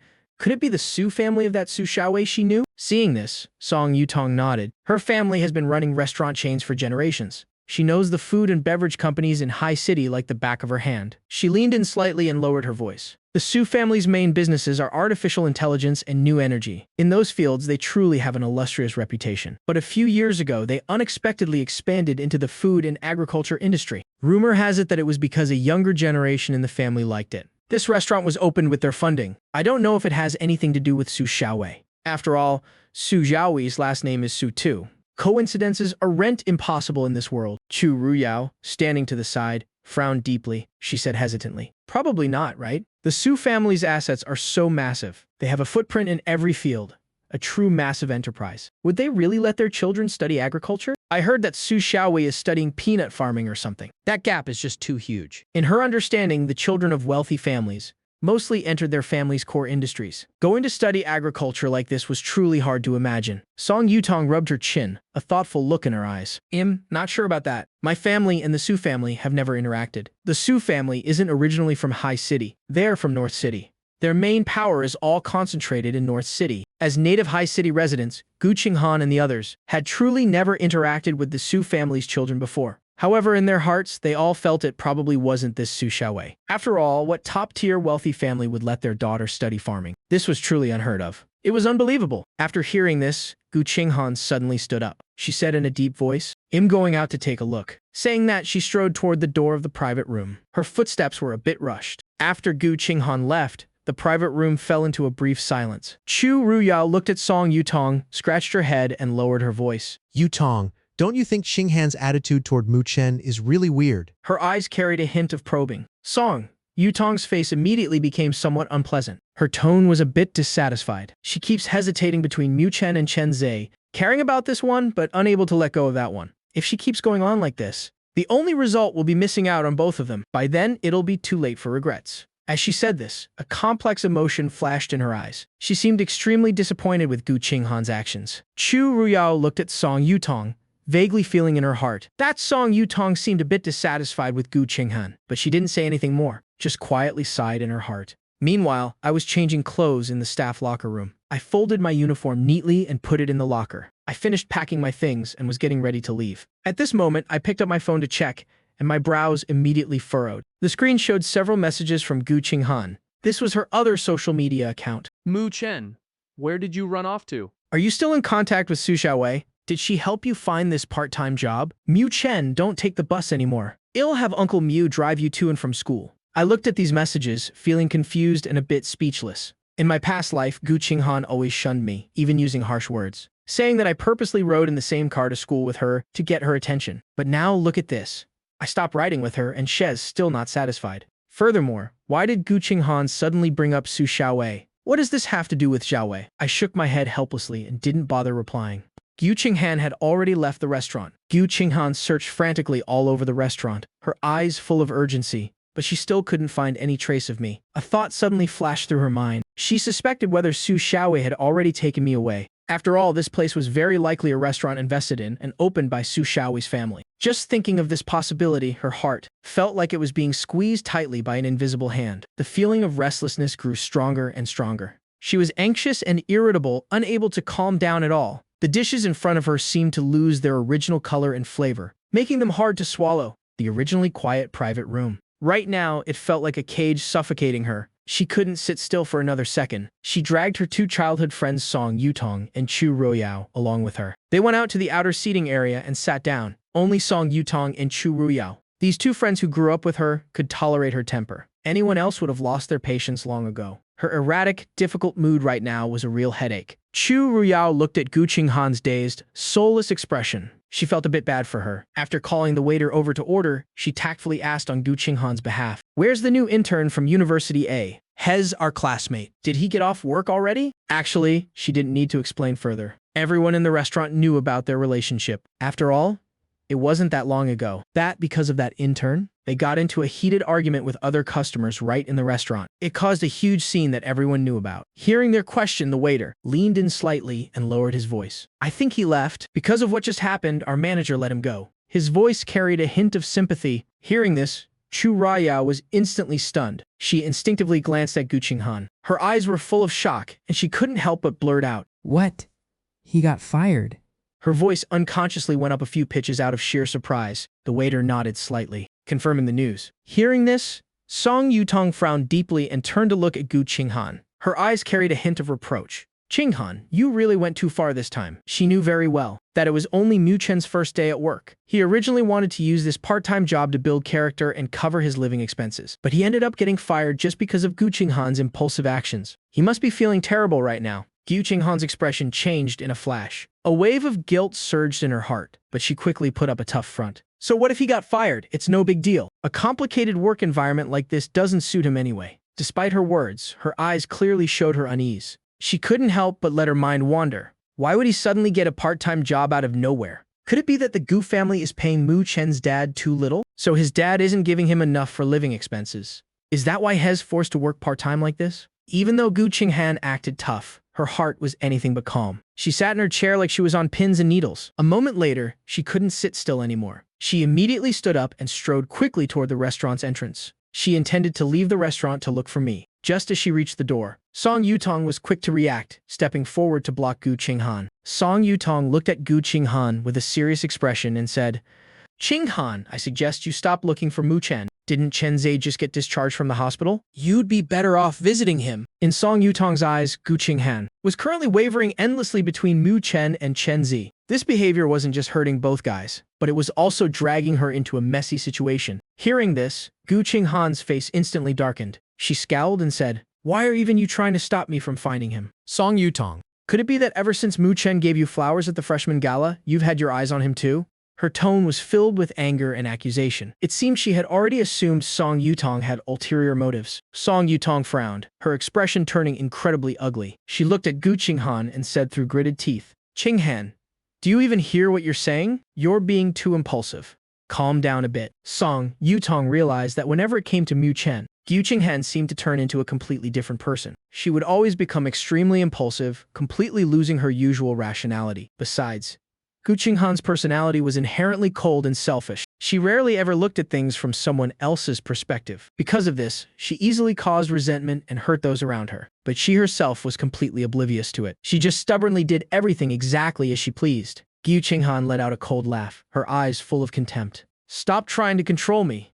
I know what I'm doing." With that, she forcefully shook off Song Yutong's hand and walked straight to her car. She opened the door, started the engine, and sped off out of sight. Chu Ruoyao watched this scene with a conflicted expression. She said to Song Yutong, "Yutong, why did you argue with Qinghan?" "She's always been like this. The more you talk, the less she'll listen." She paused for a moment before asking curiously, "You never used to care about these things before, right? Why are you saying so much today?" Song Yutong was silent for a long time. "I just couldn't stand watching it anymore. What she's doing is only bringing more trouble to others." The others she mentioned didn't need to be spelled out. Chu Ruoyao knew it was Mu Chen. Hearing this, Chu Ruoyao couldn't help but take a few more glances at Song Yutong. She felt that Song Yutong's behavior today was a bit unusual. Someone who was usually quiet and always played the role of a bystander like her was suddenly acting like a busybody. I hadn't been out of the restaurant for long.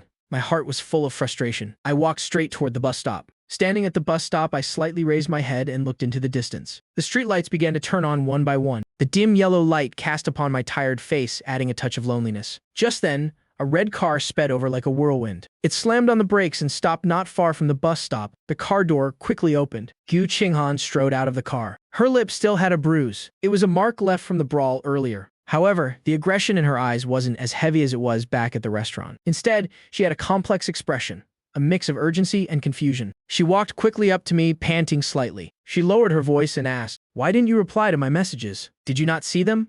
Or did you just not want to reply?" Her voice carried a barely noticeable hint of grievance. I slowly turned my head and looked at her calmly. There wasn't a single ripple of emotion in my eyes. It was as if the Gu Qinghan standing before me was just an irrelevant stranger. I said indifferently, "Miss Gu, is there something else you need from me?" My tone was calm, but it felt like a cold blade, piercing straight into Gu Qinghan's heart. Hearing such a cold response, a sharp pain surged in Gu Qinghan's chest. She couldn't stand me treating her so coldly. Her brows furrowed tightly. A flash of anger mixed with indignation crossed her face. She said in a low voice, "Mu Chen, I got into a fight because of you. Don't you have anything to say?" Her voice unconsciously rose a few pitches. It seemed she wanted to use this to grab my attention. I was left speechless by Gu Qinghan's almost interrogating words. The frustration in my heart grew stronger and stronger. I bit my lower lip slightly, a flash of disgust crossing my eyes. But the fact that Gu Qinghan got into a fight for me tonight was indeed something I hadn't anticipated. I stayed silent for a few seconds and took a deep breath, trying to calm my emotions. Looking at Gu Qinghan,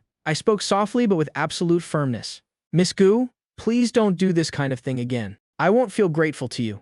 I only find it annoying." I stared straight into Gu Qinghan's eyes.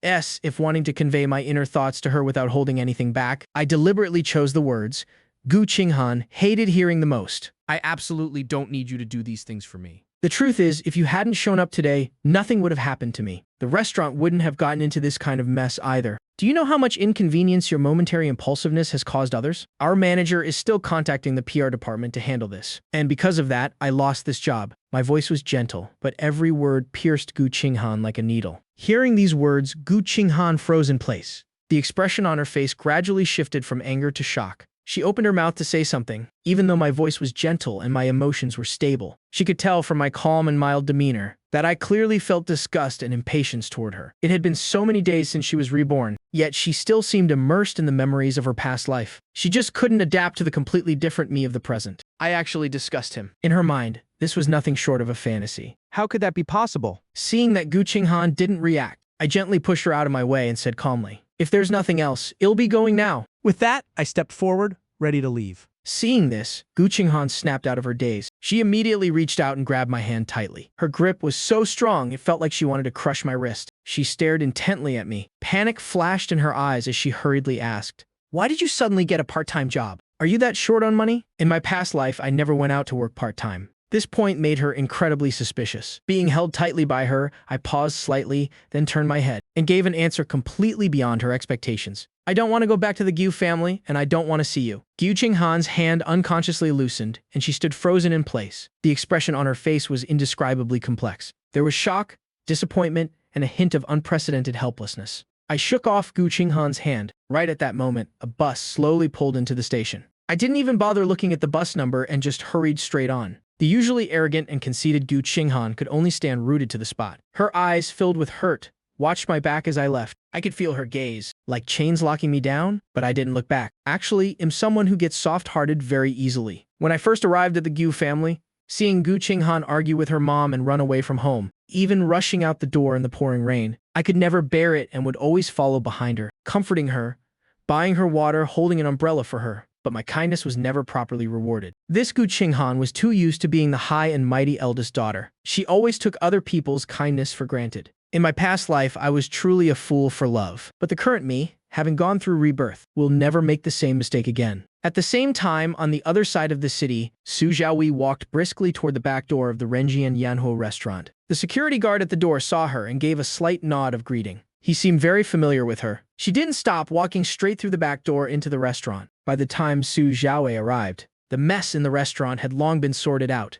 The 3 beaten customers refused compensation and kept making a fuss, demanding to call the police. Manager Wang had no choice but to contact the legal department to handle it. At the same time, he also contacted someone from the Gu family. To put it bluntly, this whole thing was caused by Gu Qinghan, when the restaurant couldn't handle it unilaterally. The only option was to call the Gu family to step in as well. After all, the restaurant was willing to compensate and cooperate. But they couldn't accept unreasonable demands. Su Xiaowei entered the restaurant and first went to her private room. After putting away her bag, she walked around to the front hall. Her eyes scanned the waiters in uniform. She didn't see me anywhere. She frowned slightly and went around to the back kitchen to take a look. Many of the internal staff knew Su Xiaowei. Everyone thought the boss was inspecting their work. They all started working with much more enthusiasm. At this moment, Manager Wang had just finished handling the situation. He walked out of his office and saw Su Xiaowei. His heart suddenly skipped a beat. He hurried over and asked respectfully, "Miss Su, are you here to hold us accountable?" This was indeed my negligence, but I never expected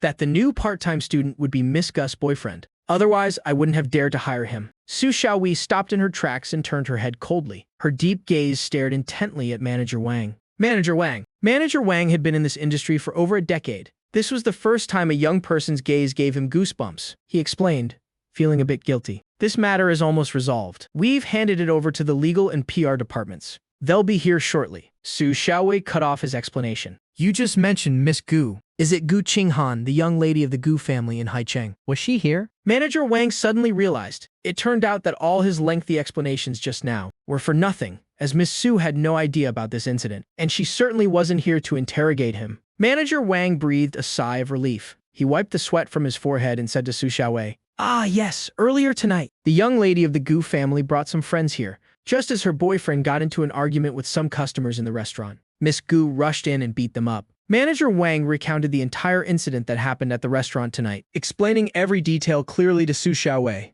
The more Su Xiaowei listened, the tighter her brows furrowed. She asked coldly, "Were those 3 customers really that shameless? Openly harassing our staff? Do we still dare to host that kind of member in the future? Are we really that desperate for those 3 customers?" Manager Wang was stunned and replied hesitantly, "No, we're not." Su Xiaowei's voice carried a chilling tone. "Blacklist them. And what about that part-time student? Is his name Mu Chen?" Manager Wang was even more surprised. "Yes, Miss Su. Do you know him too?" Su Xiaowei felt a bit annoyed. She was busy checking crops with her professor this afternoon, which was why she arrived late. Who would have thought something like this would happen? She rubbed her forehead and said, "It's not easy for people to work part-time. Don't scold him." Manager Wang broke out in a cold sweat. He just wanted to hire a part-time worker. What kind of VIP did he end up bringing in? First, Miss Gu gets into a fight for him. Now Boss Su is protecting him, forbidding anyone from scolding him. But the problem was, he had already fired the guy. Manager Wang wiped his sweat and said, "Boss Su, I already let that part-time student go. He got his pay and left." Su Xiaowei frowned at Manager Wang and sighed. "Forget it. What's done is done. Finish handling this. I'm leaving." With that, she turned and hurried away. Manager Wang hurriedly called after her. "Boss Su, why don't you have a meal before you go? Our restaurant has a new dish today. You can try it." Su Xiaowei quickly returned to her private room, grabbed her backpack, and strode out the door. "No need. Next time." Su Xiaowei had sent me a message, but I still hadn't replied. She was a bit worried about me. But other than my social media account, she didn't have my phone number. Even though she knew where I lived, it was Gu Qinghan's house, so it wasn't convenient for her to go there. Left with no choice, Su Xiaowei could only take a cab to the vicinity of the Dongshan Villa area. By the time she got out of the car, it was past 9 in the evening. She stood at the entrance of the villa area and took out her phone to check. I still hadn't responded. But soon after, she saw a figure appear on the side of the road. It was me, coming back. I felt a bit frustrated. I clearly didn't want to dwell on the grudges from my past life anymore. Yet Gu Qinghan kept coming to mess with me time and time again. Could it be? My footsteps faltered as a terrifying thought arose in my mind. Could it be that Gu Qinghan was also reborn? That's impossible. If Gu Qinghan was reborn, she should be looking for Chen Zi to stop him from going abroad. There is no reason for her to have her true love right beside her, yet keep messing with a stand-in like me. I was lost in these thoughts, when suddenly, in the night wind, I heard a clear female voice calling my name. I looked up and saw Su Xiaowei standing under the dim streetlight not far away. Su Xiaowei's expression was complex. She strode up to me and carefully observed my face. I was surprised, my eyes widening slightly. "Xiaowei, why are you here?" Su Xiaowei was silent for 2 seconds before speaking. "Today is my birthday. I'm having a small party. I wanted to ask if you'd like to come along." I was even more surprised. "Oh, really? Well, happy birthday. As I spoke, I pulled my backpack over and rummaged through it, but I couldn't find anything. Finally, I unhooked the little chick keychain hanging on my backpack and handed it to Su Xiaowei with a blushing face. Happy birthday. I didn't know beforehand, so I didn't have time to buy you a gift. This little chick keychain was taken by Gu Qinghan in my past life. This time, I originally planned to keep it for myself. Su Xiaowei stared at the keychain in my hand. It was a yellow chick, wearing a red scarf around its neck and a straw hat on its head, looking very soft and fluffy. It even had a little bell hanging from its neck, looking incredibly adorable. Su Xiaowei immediately reached out and casually took the keychain. I felt her warm fingers brush against my hand. My heart fluttered slightly, and I quickly pulled my hand back. Su Xiaowei glanced at me and noticed my cheeks were flushed red. She lowered her head slightly and quickly attached the keychain to her bag. She said softly, "This is great. I really like it." I felt this gift was a bit shabby and not up to par, but looking at Xiaoyi's expression, it seemed she genuinely liked it. Su Xiaowei asked me, We're planning to go sing karaoke. "Do you want to come along?" Even though it was an invitation, her eyes looked at me full of expectation. My mood was also terrible right now. If Madame Gu found out that Gu Qinghan got into a fight at the restaurant because of me, who knows what extra spices she'd sneak into my food. I immediately nodded. "Sure, are we going right now?" Su Xiaowei nodded. She used an app on her phone to call a ride. At this very moment, she suddenly felt a bit of regret. Back when she argued with her parents because she wanted to study agriculture, when she ran away from home, she should have just driven her Maybach away with her. That car was a gift from her grandpa.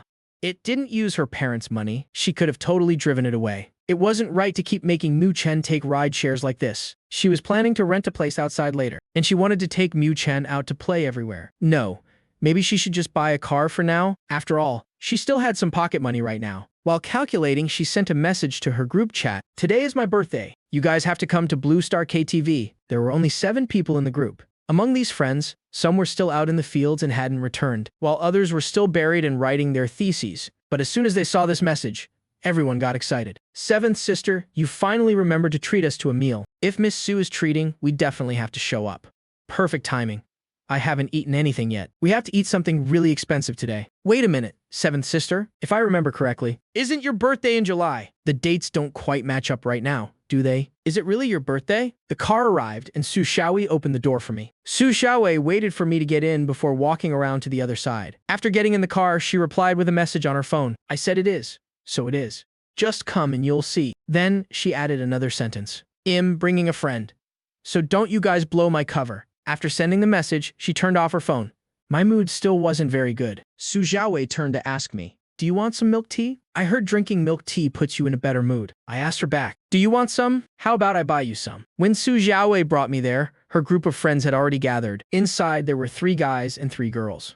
Plus Su Xiaowei and me, that made exactly 8 people. Seeing Su Xiaowei walk in, they all looked very excited. "7th sister, you're finally here. We were just waiting for you." A slightly chubby girl wearing glasses spoke up. Rushing over to give Su Xiaowei a big hug, Su Xiaowei reacted very quickly. She pulled me aside to dodge, frowning as she said, "Slow down a bit. Watch out you don't bump into someone. Mu Chen is so skinny. If you actually bump into him, it won't end well." The friends in the room only then noticed me following behind Su Xiaowei. Everyone narrowed their eyes slightly, looking surprised. Among them, a tall guy asked in surprise, "Xiaowei, did you bring your boyfriend?" The whole group immediately erupted in cheers. "No way. 7th sister finally got a boyfriend." I blushed a little out of embarrassment, turning my head to look at Su Xiaowei. A hint of a smile flashed in Su Xiaowei's eyes. She pulled me closer and said to everyone, Don't talk nonsense. "His name is Mu Chen, Hez a junior from University A. Hez, not my boyfriend." Everyone let out an O, showing knowing expressions. They understood. He wasn't right now, but he definitely would be in the future. However, they had never seen Su Xiaowei get so close to any guy before. She had always been cold, keeping her distance from everyone. This was the first time her group mates saw her bring someone along. And a guy at that. The friends looked at each other, winking and signaling. "Look at that." Su Xiaowei even used her birthday as an excuse to ask him out. "Looks like she's into him." Everyone's eyes were filled with gossip. One of the girls grabbed a bottle of Coke from me and said warmly, "Hello there, Junior. My name is Jia Yumo. Just call me your senior." I was just about to open my mouth when I heard Su Xiaowei say coldly, "Ever since school started, you've been claiming every junior as your own. You probably have enough juniors to fill a truck by now, right?" Xia Yumo replied indignantly. "That's different. This junior looks much more well-behaved." Su Xiaowei said softly to me, "Don't mind them. Come here and have some fruit." She placed a fruit platter in front of me and even peeled a tangerine for me. Everyone in the room just watched the two of us with weird expressions. I was stared at so much that I started feeling unnatural. They couldn't say it to our faces, but they were gossiping excitedly in the group chat. Wow. 7th sister's got a good eye. This junior is really handsome. Is seventh sister trying to woo him? Should we lend a hand? They sent a lot of messages in the group, but Su Xiaowei never replied until Zaya Yumo sent that message. Su Xiaowei immediately replied in the group. How are you going to help? The friends exchanged glances. Xia Yumo flipped her hair. Just trust me. Xia Yumo put her phone down, turned the music down a bit, and said with a beaming smile, all right, hair is the must-have game for any gathering. Truth or dare, who wants to play? Someone in the group complained, don't you have anything newer playing these games again? Xia Yumo glared at them, secretly signaling Su Xiaowei with her eyes. I'm helping you get a husband here. Do I really need to teach you how to cooperate? Xia Yumo shouted. Seventh sister, are you playing? Su Xiaowei turned to me, looking a bit helpless, and asked, Mu Chen, do you want to play? Even though Truth or Dare was very popular at student gatherings, I had never played it before. Xia Yumo was absolutely thrilled. Then everyone joined in. Let me go get the cards. Everyone gathered around the coffee table, sitting in a circle on the sofa. I leaned close to Su Xiaowei and asked, Xiaowei, aren't you buying a cake for your birthday today? If I hadn't mentioned it, Su Xiaowei would have almost forgotten that today was her birthday. Su Xiaowei was silent for 2 seconds before saying, I already had cake this afternoon, so I didn't buy one for tonight. When she said this, Su Xiaowei actually felt a bit guilty, but I didn't think much of it. I didn't doubt Su Xiaowei's words at all, but then again, it made sense. What normal person would suspect that even a birthday was fake? At this moment, Xia Yumo walked over with a deck of cards. The 8 of us sat in a circle around the sofa. Xia Yumo sat right next to me. She excitedly placed the deck on the table and said loudly, all right, draw a card. It was rare for these 7 seniors to set their sights on a junior. They definitely had to give it their all to help her pursue him. After everyone drew a card, Xia Yumo asked loudly, who got the ace?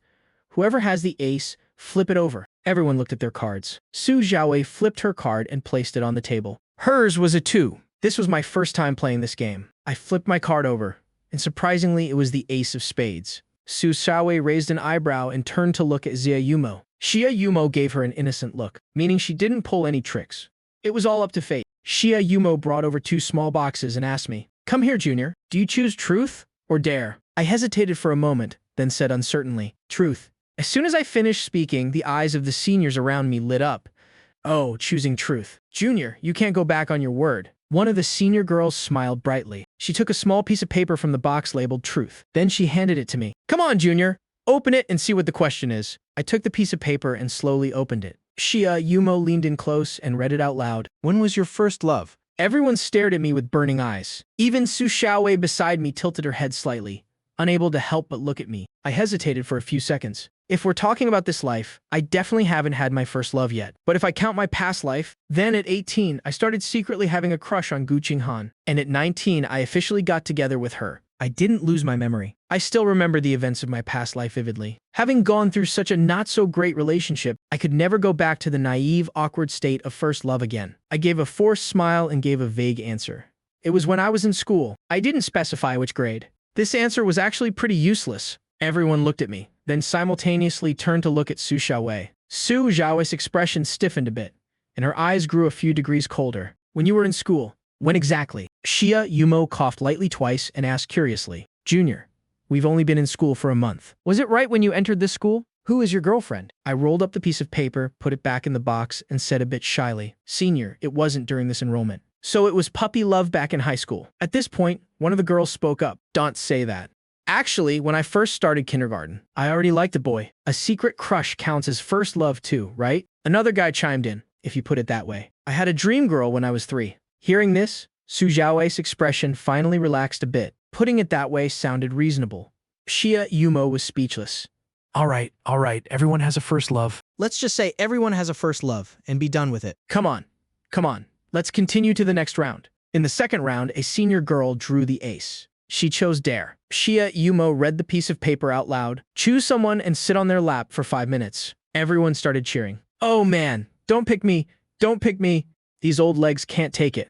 Amidst everyone's laughter, the girl happily said, I choose a sweet-smelling sister. With that, she chose another girl. The game quickly continued. This time, unexpectedly, it was Su Xiaowei's turn to draw the ace. She flipped the card over, smiled, and said, I'll choose dare. Xia Yumo immediately brought the drawing box in front of her and secretly winked at her. Xia Yumo's look was so obvious that Su Xiaowei felt a bit helpless. Following Xia Yumo's gaze, she drew a piece of paper. After opening it, Xia Yumo snatched it and read it out loud. Interlock fingers with the person on your right for 10 minutes. Everyone instantly erupted in cheers.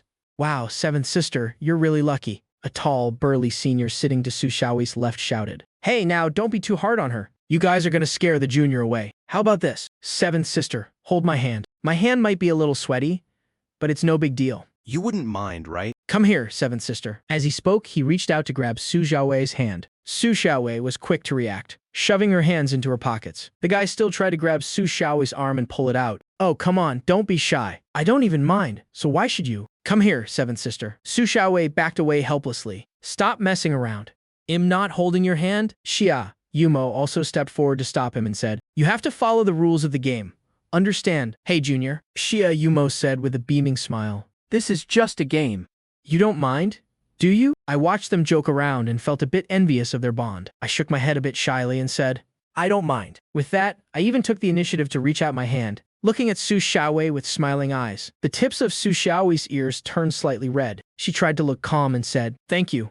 Then, her right hand and my left hand clasped together. My fingers slipped between hers, gently holding that soft, fair hand. As soon as we held hands, my face instantly flushed red. This was the first time I had interlocked fingers with a girl. This kind of hand-holding was incredibly intimate, usually only seen between lovers.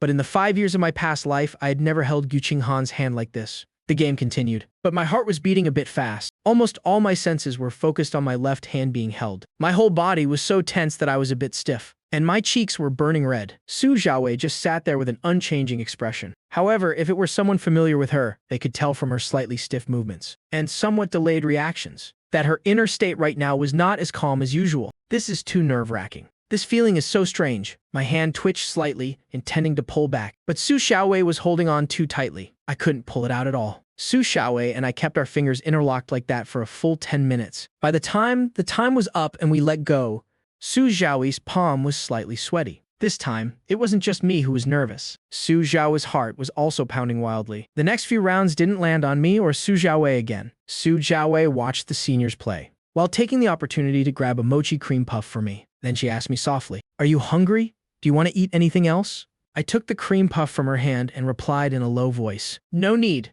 This is fine. Today, I got fired from my part-time job after less than 2 hours. My mood was indeed terrible, so I really hadn't eaten anything tonight. But right now, being with Su Xiaowei and the seniors, playing games and singing here, my mood had improved a lot. I didn't have many friends to begin with, so normally, even if I didn't want to go back to the Gu family, I wouldn't know where else to go. now that Su Xiaowei could take me out to play, I was truly grateful to her. As for why Su Xiaowei was helping me so much, I hadn't thought too much about it for now. Since I was young, because my family wasn't very well off, I always felt inferior. Plus, having gone through a failed relationship with Gu Qinghan in my past life, whether in life or in love, I really had a deep sense of inferiority. Deep down, I always thought that probably no one would genuinely like me, let alone a girl as beautiful and gentle as Su Xiaowei. It was even more impossible for her to like me. Thinking of this, I turned my head to look at Su Xiaowei. Su Xiaowei had a great figure, was beautiful, and had such a good personality. Compared to her, Gu Qinghan was worlds apart. Lost in thought, I accidentally remembered Gu Qinghan again. My mood suddenly took a turn for the worse. Su Xiaowei sensitively noticed that my emotions were a bit unstable. She turned to look at me with eyes full of concern. What's wrong?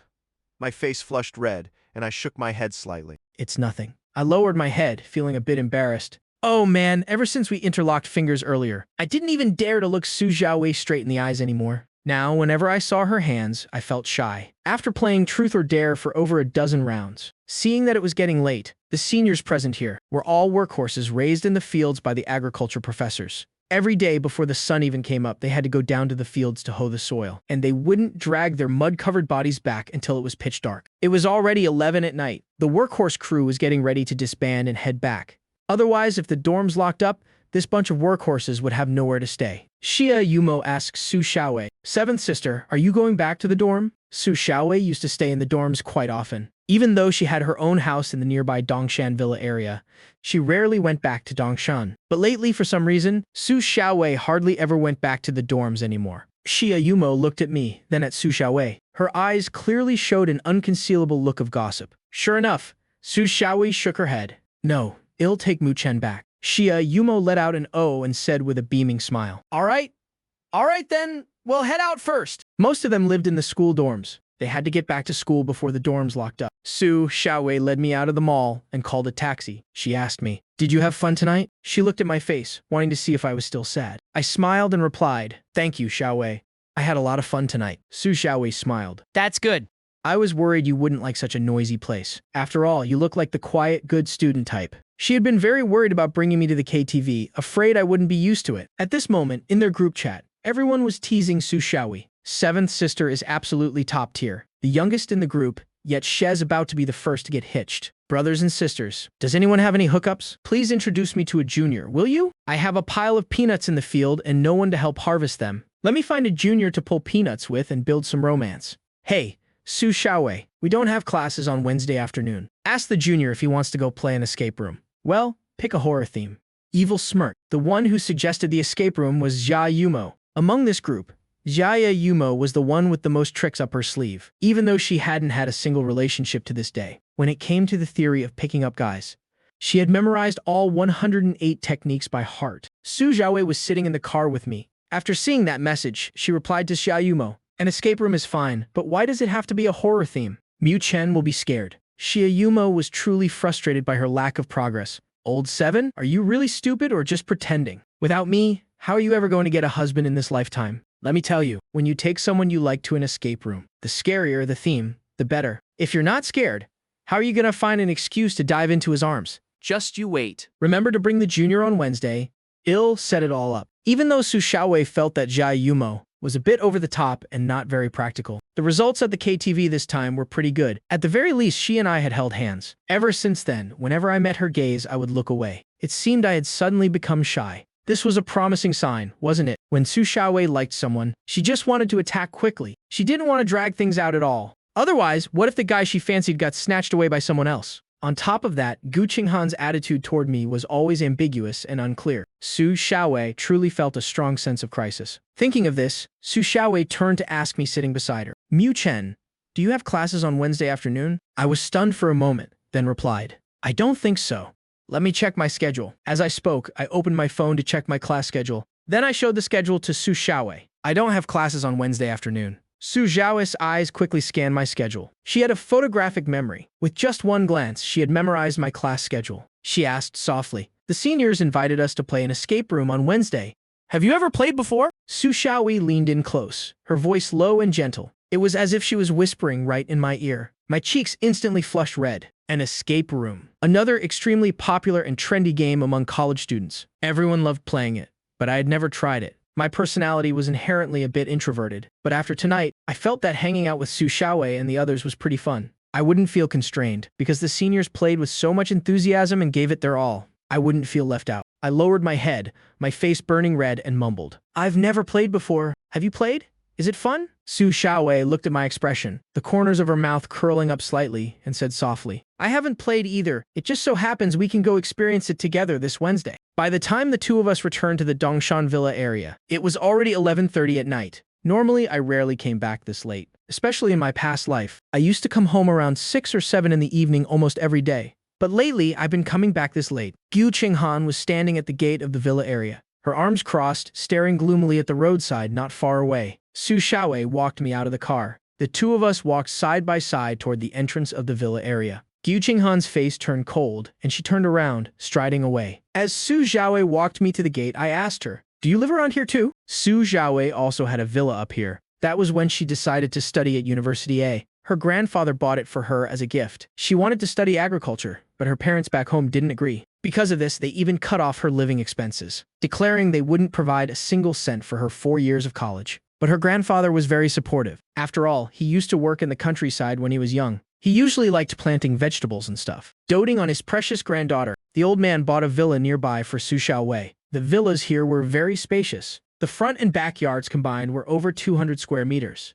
Just right for Su Xiaowei to plant whatever she wanted. Su Xiaowei pointed in a direction and told me, I live over there. "It's not too far from here." I looked in the direction she was pointing. I didn't think of the Dongshan Villa area, looking at the twinkling lights of the houses over there. I guessed Su Xiaowei lived in some apartment complex in that area. At the entrance, I said goodbye to Su Xiaowei. "Thanks for dropping me off." I'll head in first. Su Xiaowei stopped, nodded, and waved at me. "See you tomorrow." My eyes swept over her fair, slender hand with its distinct knuckles. Then, I couldn't help but think of the scene of our fingers tightly intertwined tonight. I blushed slightly, then turned and walked inside. When Gu Qinghan got home, her mother was already off work. She was sitting in the living room waiting for her. because Gu Qinghan had found out about her lowering herself to beg Chen Zi. Madame Gu hadn't sought out Gu Qinghan for the past 2 days. Honestly, she was also worried that Gu Qinghan would hate her. Seeing Gu Qinghan walk in, she put her phone on the table and called out to her. "Qinghan, come here for a second." Gu Qinghan's face darkened, and she walked straight upstairs as if she hadn't heard a thing.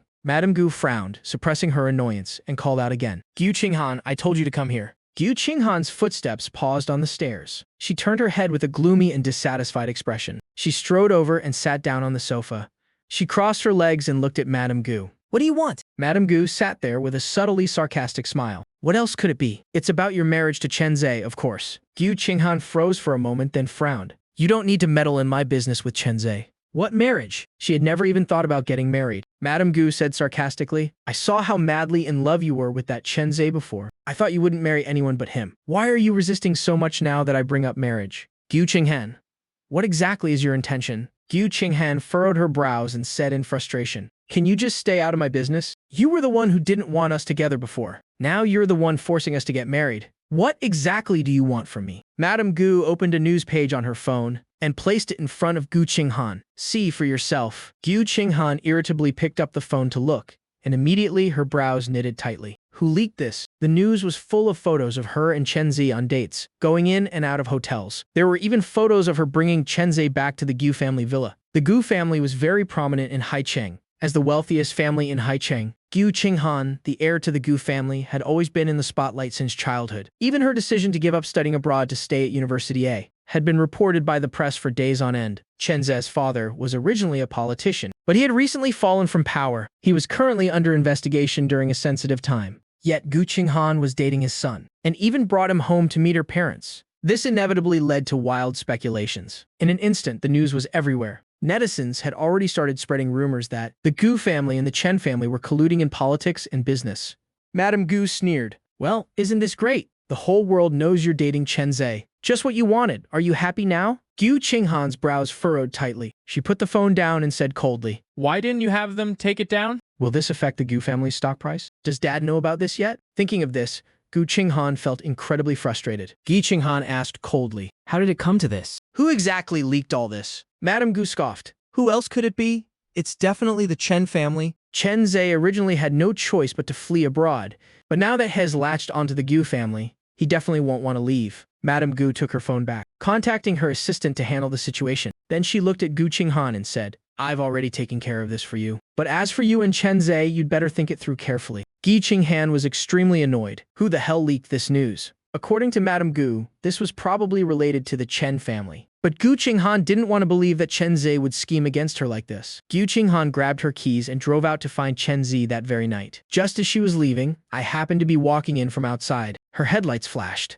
I raised my hand to shield my eyes. Then I glanced at the driver's seat and locked eyes with a gloomy-looking Gu Qinghan. I was speechless, frowned slightly, and stepped aside. Gu Qinghan really wanted to ask what exactly was going on between me and Xiaowei, why she kept seeing me and Su Xiaowei together lately. Moreover, this was something that had never happened in our past life. But thinking about it, she had no right to ask these things. More importantly, she had just gotten me fired from the restaurant. Even if she didn't show it, she was still worried that I was mad at her. Gu Qinghan hesitated for a moment before driving straight off. When I returned to the small house, my dad, who was playing chess with the other drivers at the door, immediately stood up. Mu Chen, you're back. I opened the door to my room. Seeing my dad follow me in, I was a bit surprised. "Dad, it's so late. Why aren't you asleep yet?" My dad nodded and said to me, "Let's go inside and talk for a bit." My dad rarely had heart-to-heart talks with me. When I was little, he used to talk to me a lot. But as I grew older, those times became fewer and farther between. Looking at his expression now, I couldn't help but worry. "Dad, did something happen?" My dad walked into the room and sat down on a stool. He watched me unpack my bag and said, "Mu Chen, I want to tell you something." He hesitated for a moment before continuing. "I'm going to quit my job. I won't be a driver for the Gu family anymore." I stopped unpacking my bag. I looked at my dad in shock. "Dad, why do you want to quit? You used to say working for the Gu family was great. The butler and the other drivers are all very easygoing. Plus, room and board are covered and they pay full insurance. Most importantly, the work is easy and the pay is high. He used to think he could work here forever. Why the sudden decision to quit?" My dad looked at me and lowered his voice. "Madame Gu has been giving you a hard time lately, hasn't she?" His expression grew more serious. "And Miss Gu, she has been scolding you too, right?" My dad didn't want his son to suffer any grievances. Even if it meant his son had to move into the dorms, he decided to quit. He didn't want his son to go to school and still be mocked by others. Being ridiculed as some driver's son, he couldn't bear to see his child wronged. I stayed silent for a long time before asking, "What about Aunt Lan? Have you discussed this with her?" My dad nodded and sighed. "She doesn't want to quit. So I'll head back to our hometown first. Shall keep working here." But Zhang Lan wasn't my biological mother anyway, so her staying wouldn't affect me much. My dad and I sat facing each other, talking. My dad comforted me. "You don't need to worry about me. Once I quit, I'll go back to our hometown for a while." "Haven't. I always wanted to move your grandparents' graves closer together. I was too busy before to get away. This time, I'll go back and finally fulfill that wish." My dad changed the subject. "The house in our hometown needs some renovations too. Didn't you say the roof was leaking? If we go back for the new year, we won't even have a place to stay." Actually, my dad had always wanted to move back to our hometown. But all these years to take care of me and pay for my education, he even had to work during the new year, never getting a moment's rest. My eyes grew red. My heart ached, and I said softly, "Dad, sorry." Fortunately, I was reborn, and this time I knew how to avoid the risks. I wouldn't be as foolish as in my past life, thinking Gu Qinghan liked me, thinking Madame Gu would accept me, only to foolishly walk right into a death trap, and even drag my dad down with me. Over the years, my dad had actually saved up quite a bit. His money was enough to buy a small apartment outright in the suburbs of City A. For me, a small 2-bedroom, 1-living-room apartment was more than enough. As for himself, he had already figured it out. He'd go back to town and open a small grocery store or go back to the countryside to plant trees. After all, he'd be reaching retirement age in a few years anyway. Everything he did was for me. As for Zhang Lan, if she wants to stay here, let her stay. My dad could still visit her regularly anyway. Whenever she didn't want to work anymore, he'd bring her back. In any case, my dad wouldn't allow Zhang Lan to interfere in my business. Zhang Lan really didn't know her place sometimes. After my dad left, I couldn't sleep. I tossed and turned all night, unable to close my eyes. In my past life, Gu Qinghan and I had a relationship that lasted 5 years, even though it didn't end well. But during our relationship, at least on the surface, Gu Qinghan treated me decently. The only source of pain was Madame Gu constantly making things difficult for me, ruining her health and getting ostracized by the Gu family. Starting over in this life, everything was developing in a different direction, but I started to feel an endless anxiety, worried about an uncertain future, and not knowing if that car accident would still happen. I sat up in bed. Outside the window, the croaking of frogs rose and fell. I turned on the small nightlight by my bed, pulled back the curtains, and pushed the window wide open. Instantly, the night breeze carrying the damp scent of earth and a faint floral fragrance rushed into my room through the window. I leaned against the windowsill, looking at the plants in the small garden outside. At this moment, in the dim light, I saw someone sitting in the gazebo. The person was wearing white, sitting on a stone bench in the gazebo, legs stretched out, looking in my direction. The moment I saw Gu Qinghan, my face froze. As if I had been startled, I quickly looked away, stood up, and closed the window, muttering to myself at the same time, "It's 2 a.m.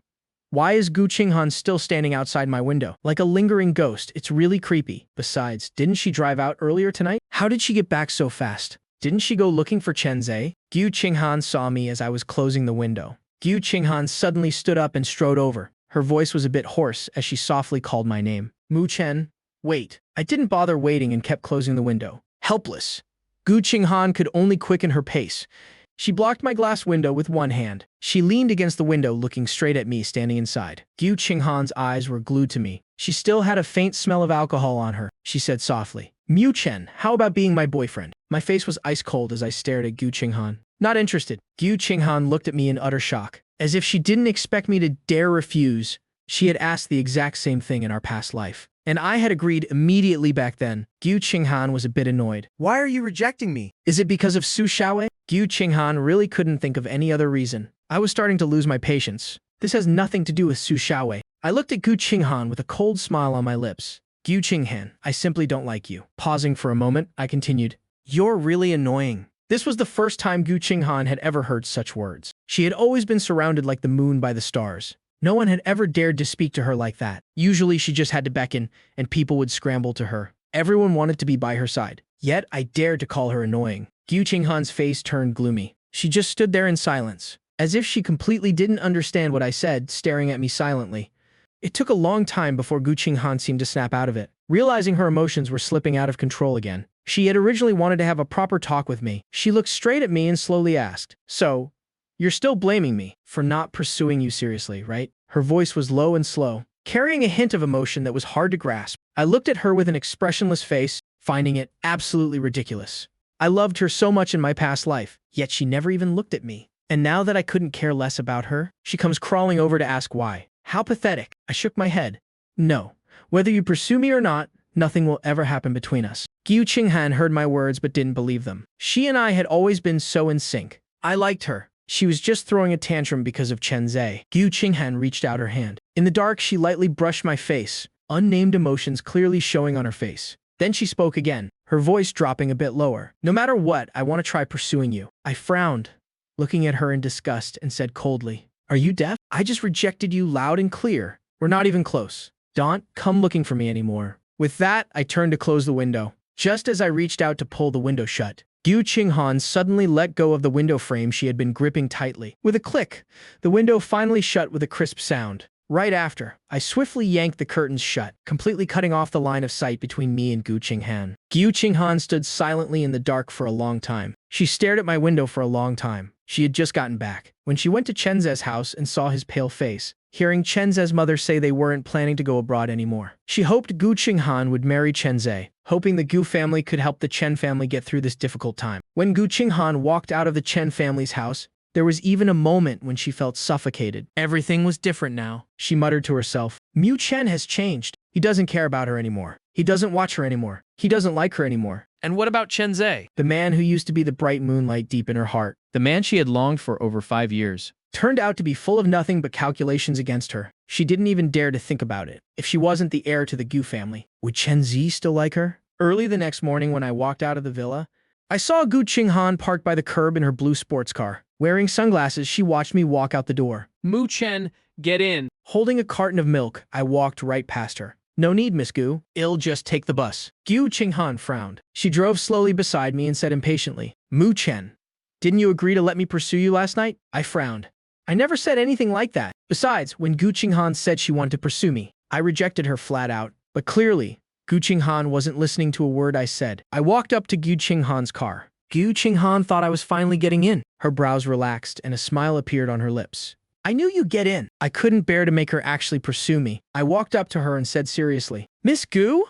I never said that, and I don't want to ride in your car to school. Your car and you are way too conspicuous. I don't want to end up on the news again. With that, I turned and walked away, taking the small path next to it to go catch the bus. Gyu Qinghan's face darkened. She slammed her hand against the steering wheel in frustration. Just then, Gyu Qinghan's phone rang. She saw the incoming call was from Chen Zhe. She composed herself and answered. Hello, Chen Zhe. Chen Zhe's weak voice came from the other end of the line. Hello, Qinghan. Can you come to the hospital and stay with me for a bit? When Gyu Qinghan arrived at the hospital, she found that Chen Zhe's condition wasn't looking too good. Seeing Chen Zhe like this, in her heart, she resented Madame Gyu even more. She couldn't understand why Madame Gyu could be so cruel to Chen Zhe. Chen Zhe was drugged and hospitalized because of her. If Chen Zhe's condition could be cured, that would be one thing. But what if it couldn't? Would she have to stay by Chen Zhe's side for the rest of her life just out of guilt? Human nature is just like that. When someone becomes a burden, love vanishes right along with it. Chen Zhe was on an IV drip. His face was pale, and he looked terrible. When he saw Gyu Qinghan walk in, Chen Zhe's expression grew even uglier. He stared at Gyu Qinghan and asked, Qinghan, why did you suddenly leave yesterday? Was it because my mom told us to get married and you didn't agree? Gyu Qinghan sat down by Chen Zhe's hospital bed. She reached out to stroke his head reassuringly and said gently, I was busy yesterday. It wasn't because of that. Don't overthink it. Chen Zhe sneered. Gyu Qinghan, how long are you going to keep hiding it from me? Chen Zhe's face looked a bit fierce. He looked at Gyu Qinghan with eyes full of resentment. After eating that bowl of bird's nest porridge at your house, my stomach suddenly hurt and I had to be hospitalized, and I still haven't gotten any better. Do you know what the doctor said? After finding out the truth that day, Gyu Qinghan had asked the doctor to keep the situation a secret. After all, that hospital was a private hospital owned by the Gyu family. The doctor definitely wouldn't dare leak information casually. Gyu Qinghan looked at Chen Zhe with a complicated expression. What did the doctor say? She observed Chen Zhe's expression while thinking to herself. Which doctor was so disobedient? Chen Zhe looked at Gyu Qinghan in disappointment. He had thought that since he and Gyu Qinghan were childhood sweethearts, and Gyu Qinghan had expressed her feelings for him since middle school, she should have been sincere with him. And what was the result? Chen Zhe's eyes were red as he looked at Gyu Qinghan. I knew the doctors at your family's hospital wouldn't tell me the truth, so my mom took me to a public hospital outside for a checkup. The doctor said it was an overdose. At this point, Chen Zhe burst into tears, his voice hoarse. That drug already has a lot of side effects, and I'm sensitive to its ingredients. Even a normal dose would have affected my body. let alone the doctor saying I overdosed. Gu Qinghan, your mother is the culprit, and you're the accomplice. Gu Qinghan's face showed a hint of panic at first, but she quickly regained her composure. Even though her relationship with Madame Gu wasn't harmonious, she understood the principle that mother and daughter were in the same boat. If her mother got a bad reputation, then as her daughter, how could her own reputation remain intact? Madame Gu was also the wife of the head of the Gu family. If people found out she did something like this, the Gu family's stock would definitely plummet. Thinking of this, she looked at Chen Zhe, who was crying uncontrollably, and immediately stood up to pull Chen Zhe into her arms. She stroked Chen Zhe's head and said softly, All right. All right. "You're sick. Don't get too worked up. If you make yourself sicker from anger, it'll break my heart." Chen Zhe leaned against Gu Qinghan's chest, sobbing. What am I supposed to do now? "I've never even had a girlfriend, and my body is already ruined like this. In the future, Don't talk nonsense. You'll be fine." Gu Qinghan comforted him. You're just sick. "The doctor said it can be cured. Don't let your imagination run wild." With that, Gu Qinghan leaned in slightly, looked at Chen Zhe with deep affection, and said softly, "Whether you can be cured or not, I will never abandon you. If you're still worried, how about we get engaged this month?" Chen Zhe stared at her blankly, overwhelming joy flashing in his eyes. Really, Qinghan? You want to marry me? I didn't run into Su Xiaowei on the bus this time, which surprised me a bit. I had clearly seen her on the bus almost every day recently. I checked the time on my phone. It was definitely the right bus. No mistake about it. Could it be that Su Xiaowei doesn't have classes today? I sat on the bus alone, heading to school. On the way, I kept holding my phone, debating whether to text Su Xiaowei. But thinking it over, I felt it wasn't very appropriate. Our relationship wasn't close enough for me to pry into her personal life. But it wasn't just that day. For 3 consecutive days after that, I didn't see Su Xiaowei again. Right then, I received a notification from the logistics office. The dorm room I applied for had been approved. I instantly got excited. As soon as class ended, I went with Shen Haoshuan to the dorms to check out the room. Shen Haoshuan told me, "We're on the 5th floor. I'm in room 504 and you're in 502. I asked around for you. The other 3 guys in room 502 are all history majors from next door. I met them. They're all pretty chill and easy to talk to." I nodded. "That's great." When we got to the dorm, we saw one of the roommates. He had already cleaned up his bed area very neatly, so we decided to go buy some daily necessities first. I'll just move in directly tomorrow. My dad had already quit his job anyway. This time, I could finally break away from the Gu family completely. A guy wearing glasses in the room asked, "Which one of you is moving in?" I immediately spoke up. I am. "My name is Mu Chen, a freshman in the literature department." The guy stared at me. "I'm Wen Jingren from the history department. You look a bit familiar." I thought to myself, why else would I look familiar? It was definitely because I helped Madame Gu before. Taking pictures of Gu Qinghan during class got me posted on the school's gossip groups. That's why people recognized me. My mindset was solid now. I had experienced all this in my past life. Facing these things again, my heart didn't even ripple. Shen Haoshuan smiled, his eyes crinkling. "You look really familiar to me too." "I know you. You performed on stage during the freshman welcome party, right?" With that, Shen Haoshuan went over and started chatting enthusiastically with Wen Jingran. By the time they finished talking, they had already added each other on social media, calling each other bro left and right. I really admired Shen Haoshuan's social skills. After we went out, I said I wanted to go to the campus supermarket to buy some daily necessities. I did a quick cleanup of my spot in the dorm. Then, taking advantage of the afternoon after classes, I planned to head home early, to get ready to move into the dorm completely that very night. Shen Haoshuan was a bit confused. "Mu Chen, why are you in such a rush to move?" I nodded. "Of course, I've been waiting for this day for a long time. Plus, I just found a part-time job at a fishing pond a couple of days ago. Every afternoon and evening when the fishing pond is busy, I'll be working at the front desk, registering members and selling fishing gear and stuff." The job sounded pretty simple and easy, but the catch was that it was a bit far from school, and even further compared to the Gu family's house. Once I lived in the dorm, I wouldn't have to commute back and forth to the Gu family's house anymore. Working part-time like this would actually be much more convenient. In the afternoon, I went straight home to pack my things. After talking to my dad, I dragged my suitcase and left the Gu family's house. Madame Gu, who had just gotten home from work, saw this and asked the butler, "Why is Mu Chen moving out?" The butler sighed and said, "Driver Mu is quitting soon, so Mu Chen is moving into the school dorms." Hearing this, Madame Gu looked like she couldn't care less. "Then just hire another driver. We pay well. We won't have trouble finding someone good." The butler sighed inwardly and nodded. Madame Gu handed her bag and coat to the butler and said, "It's good that Mu Chen is moving out. I used to see him riding to school with Qinghan every day. I was worried he might get some inappropriate ideas about Qinghan. Good thing I told him to take pictures of Qinghan at school last time. It made Qinghan mad at him. Otherwise, Qinghan might not have really cared.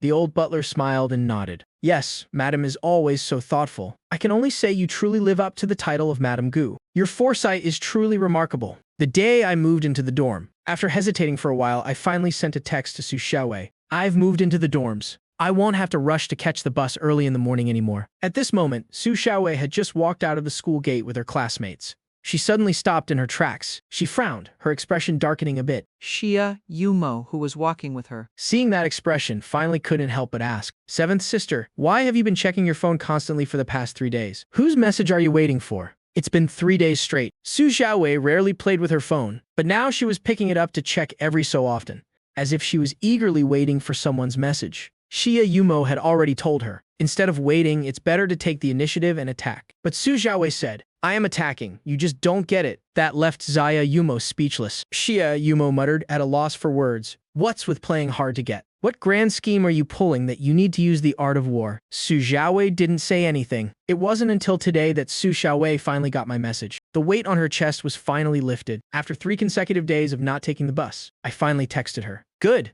This is a very good start. This meant I cared about her. Su Xiaowei stopped in her tracks, her face stiffening. Why did he move into the dorms? Was her next plan going down the drain? This art of war really screwed her over. Su Xiaowei really didn't expect me to move into the dorms. Of course, she thought about it again. Actually, me moving into the dorms was a good thing. After all, Gu Qinghan's attitude towards me was very strange. As a woman, Su Xiaowei could keenly sense. Gu Qinghan treated me differently. Su Xiaowei really couldn't help but overthink it. Looking at Mu Chen's attitude towards Gu Qinghan, the two of them probably had nothing going on anymore. Su Xiaowei looked at her phone, calculating that she needed to seize the moment. She texted me back. You're living on campus now. Do you need any help moving? I replied very quickly. I'm already done moving. I didn't have much stuff. We've already unpacked everything. Seeing this, Su Xiaowei felt a bit disappointed. I still remembered that I had to treat Su Xiaowei to a meal. I sat on my dorm bed and texted Su Xiaowei. When are you free? Let me treat you to a meal. I had said before that I'd treat her to food, bubble tea, and stuff, but I just hadn't found the chance yet. Su Xiaowei raised an eyebrow. She recalled my class schedule and texted back. I'm free tomorrow afternoon? I don't have classes tomorrow afternoon. It was perfect. She could take me to a BBQ place near school for roast lamb leg. Her classmates who had eaten there all said it was delicious. I'd probably like it too, but unexpectedly, I didn't agree. Sorry. I have to go to my part-time job tomorrow afternoon. How about the day after tomorrow? You found a new part-time job? What kind of work?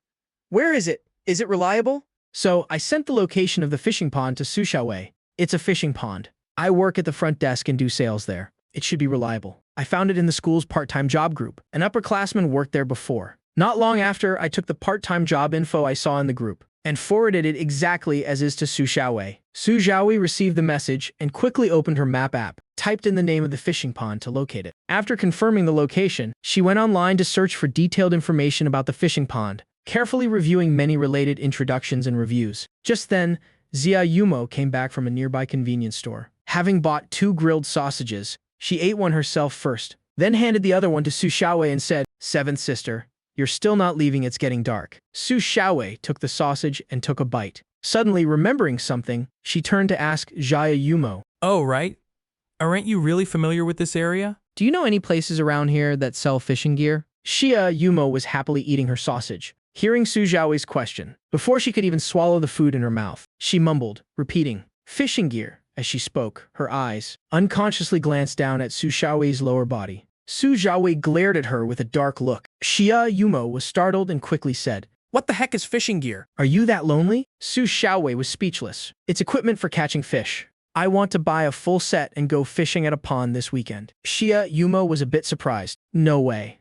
You're not an aquaculture major like the guys next door." Why are you going fishing? Su Xiaowei didn't say anything. After class, I finished packing my things, scanned a public bike, and rode to the fishing pond where I worked part-time. The fishing pond was huge. The work at the front desk was quite busy. Most of the members were middle-aged or older men. Since there were a lot of retirees, it didn't matter if it was a weekday or the weekend. It was always pretty crowded. They were very willing to spend money on memberships, bait, and gear, never hesitating to open their wallets. It's just that a lot of them spoke the local dialect. I wasn't a local, so I often didn't understand them well. There were 2 people at the front desk in total. One of them was an older girl. She was a relative of the pond owner, currently a grad student. She often came to help out when she was free. I was new, so I didn't know how to operate the system yet. Xia Yuzi taught me with incredible patience. This cashier system is pretty easy to use.